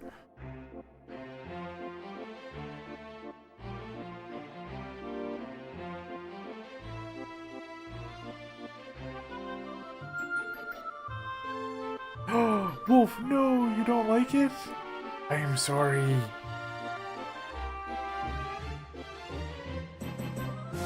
Esper, Ruku, they're so good. So much nostalgia tied to them.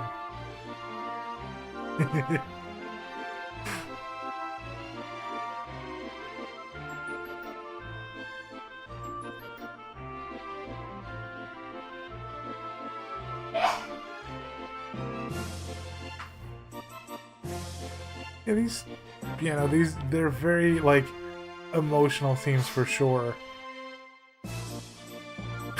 Ruku, no.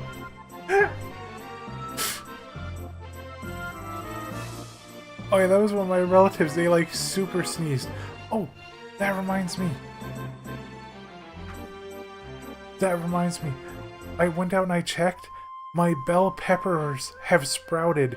I put in 6 seedlings. They supposedly have a 35% germination rate. All 6. That is funny. But all 6 have germinated. Okay, how do I want to handle this? I'm gonna put the stairs down here. I hope so, Wolf. And my... Welcome back, Piano. All 6 of the bell peppers have germinated. I managed to get 3 rosemary sprouts to germinate. I couldn't believe it. I got 3 of them. They are so hard to germinate outside of like very alkaline soils. And they're actually starting to grow and I'm like, yes.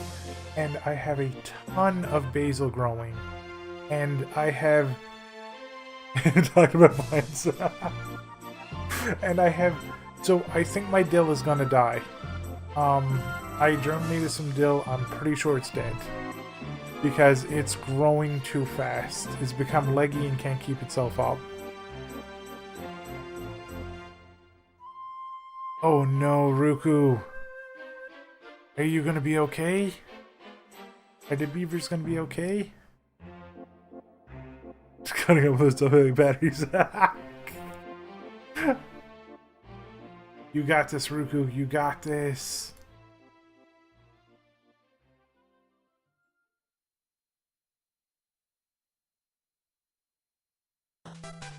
Ooh. Wait a second, is this? Yeah, it is! Okay, it is part of it.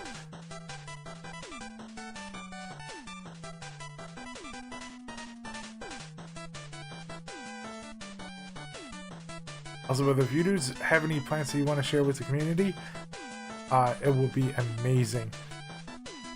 This is Galaxy Man's theme.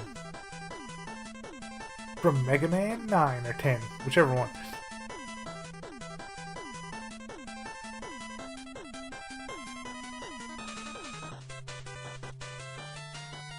Oh yeah, my dill is definitely going to die.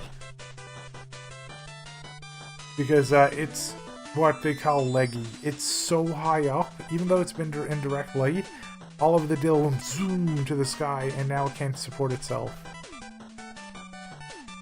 Killed a catnip there last month. You got the buds to grow? Okay, that's good to hear.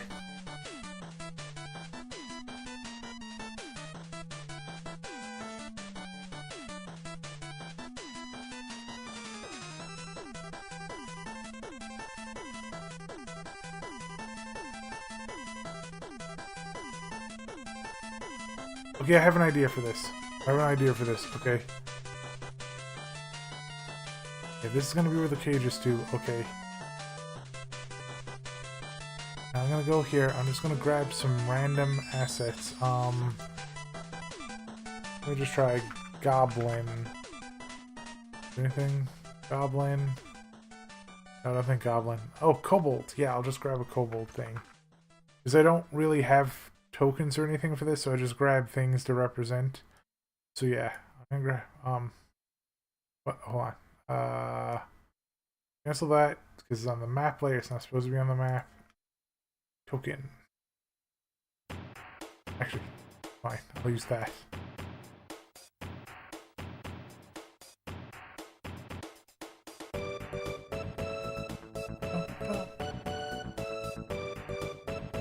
Ooh, that's a good idea. Right now they're supporting each other. Half of them fell on the other half, and the other half is like, excuse me, and they're all kind of like interlocked into like an arch. So like, they're surviving. But yeah, maybe the frame will keep them alive. You heard Rickroll? I can see it. This is, ooh, I thought this was Lucas' theme as well, but it's Robo's theme.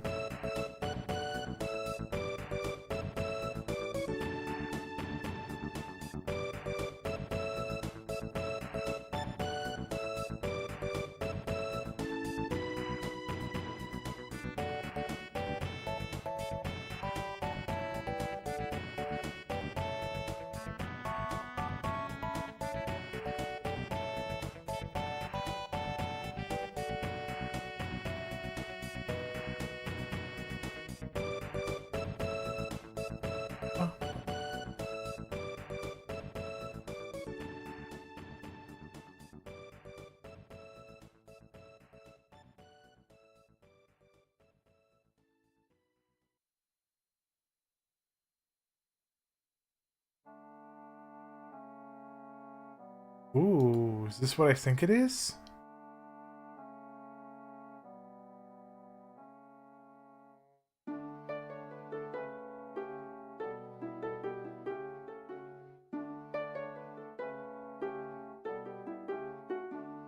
Majora's Mask has such good music.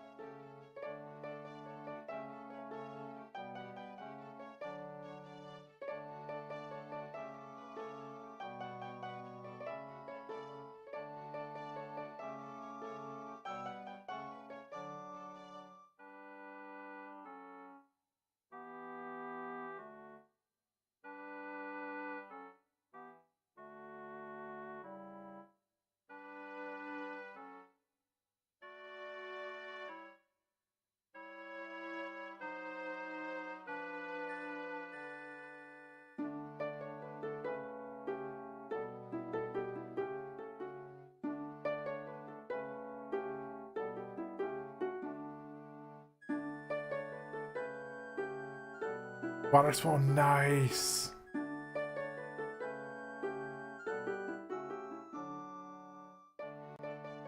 This is the title theme. Because you're right, the town theme is faster than this. This is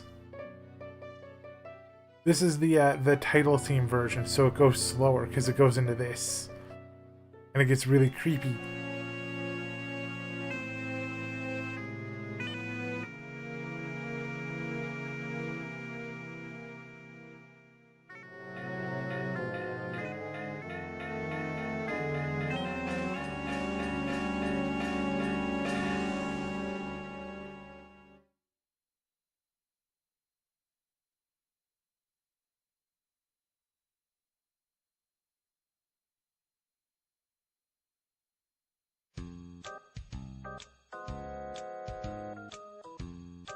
The same one again?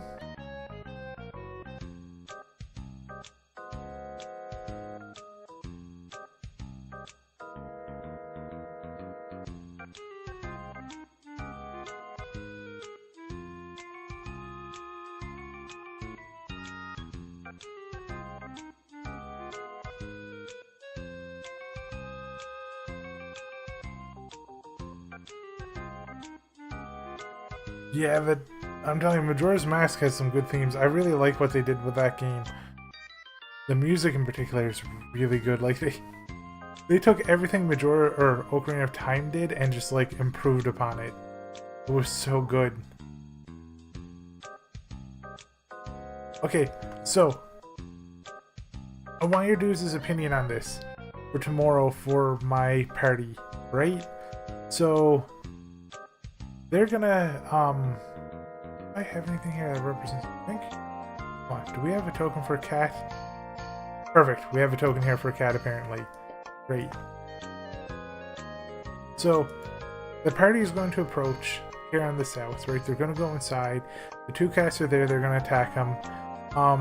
Everybody in here is essentially undead.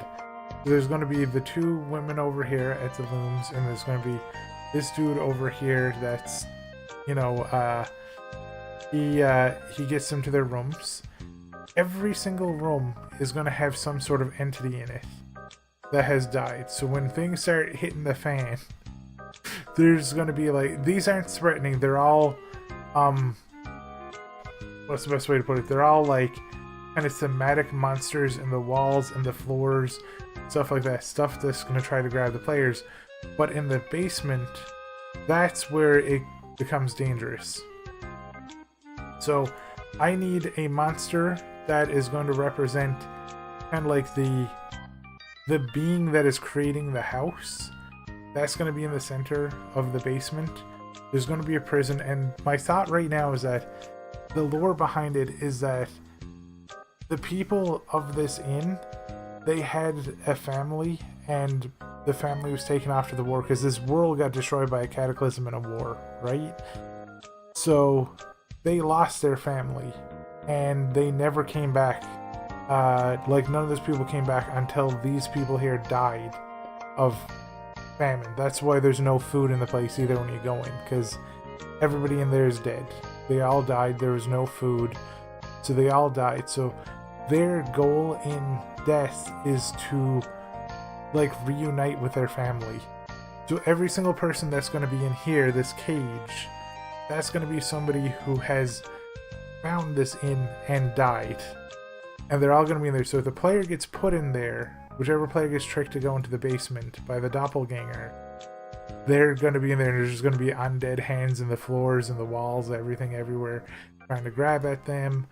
And if they choose to fight this thing to get this player out of this cage, or they, you know, they engage it in some other way so they don't get tricked, I'm going to have to make it into a very kind of like tough boss monster. There's going to be some light undead that come from different angles, so that it's not just going to be a 4v1 fight. Because I've noticed something. Numbers matter in D&D. Every time I've ever put a gigantic one boss, I could give this thing 400 health, and my party will kill it in 3 turns. So numbers are important. Like, 4 or 5 kobolds could probably really hurt a party if they because they all get to attack, and there's power in numbers, I've noticed. So I want to make sure that there's enough there to challenge him. So I need a monster. So I'm going to have to research that before tomorrow, and what to do for these things. These things in here, I don't think they'll be threatening. They'll be thematic. Sonic Final. Hold on, I'll swap to something that isn't Final Fantasy. Let me see.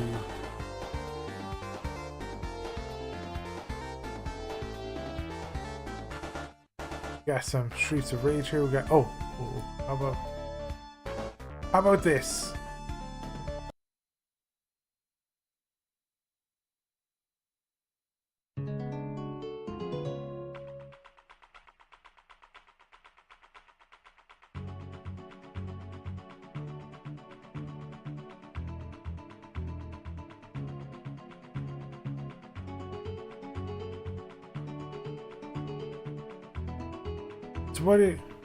Yeah, right. I love this one. This is like Gerudo theme.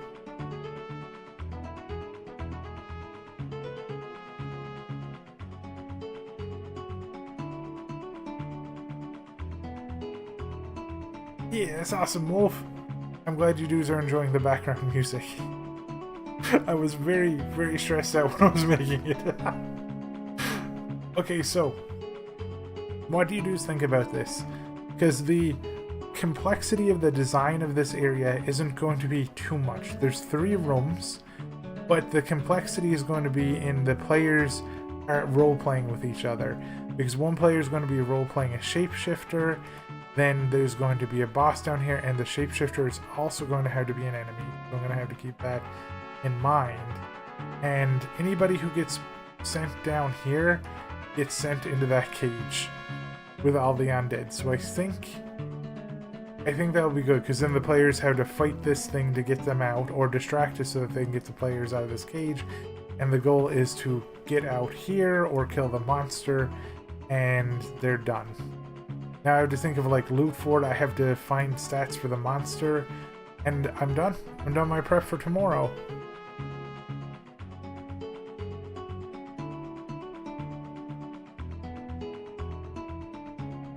And I think, honestly, I think that's going to be it for the stream for tonight.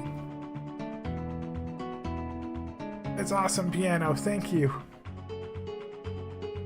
I think I'm gonna have less anxiety about doing this in the future. So it's good seeing you dudes, because I was really stressed out when I first started doing this. Because doing this art stuff, like, I mean, look at how visually bad this looks.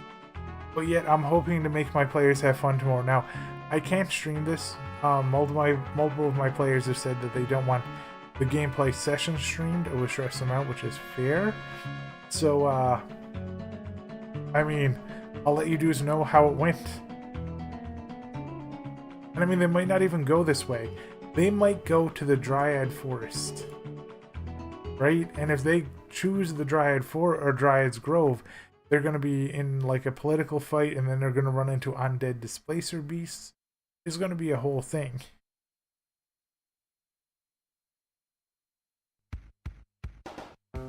That's okay, all that stuff there is on the GM layer, right? Like if I go here and I click here, okay, that's on the GM layer, good. Oh, and one thing I need to do before tomorrow comes, I need to go here. No, it's not.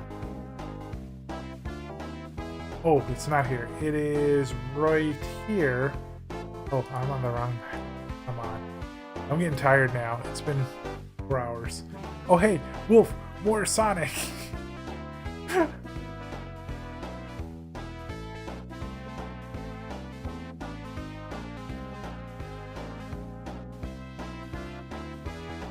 Hide reveal. Hide full page. Hide area. Okay, perfect. Now I'm going to reveal area right here, like this. And then I am going to put the whole party. Oh, this is GM layer. Okay. Token layer. Yay. I don't know how I accidentally pulled out a wolf right now. Let me try that again. Okay, I don't. Alright. I'm so sorry to Goose there. For some reason,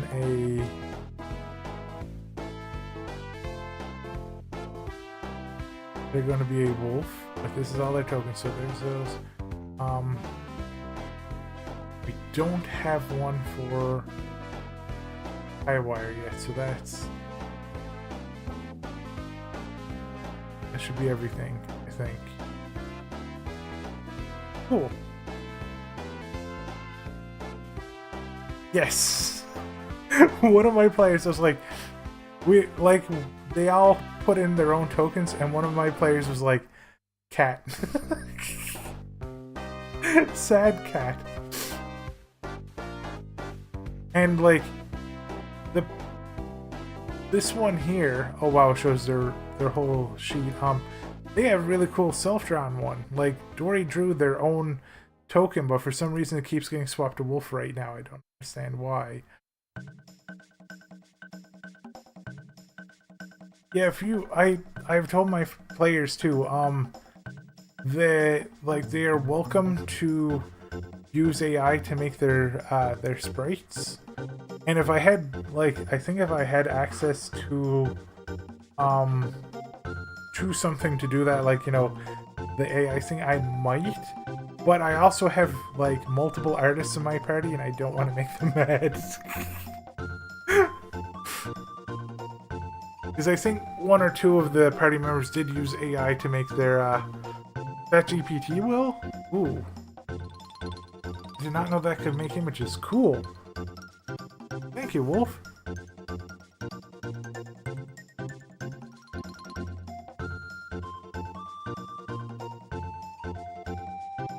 Because yeah, that could help a lot if because I have a lot of tokens that I could reuse.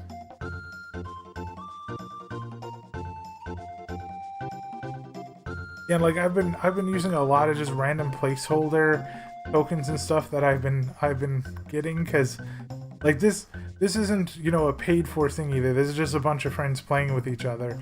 So I'll just grab some random thing and, you know, like make, what's this we put, like I will go into the art library here, so you know, I'll grab random things and I'll just put and be like, okay, this kobold represents this.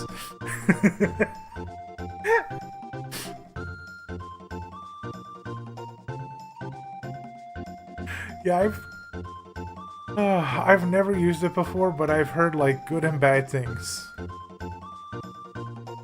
I will end up with like a kobold with 6 toes, but it'll probably look better than this. Alright, and I'm gonna head out here because there's nothing else for me to do.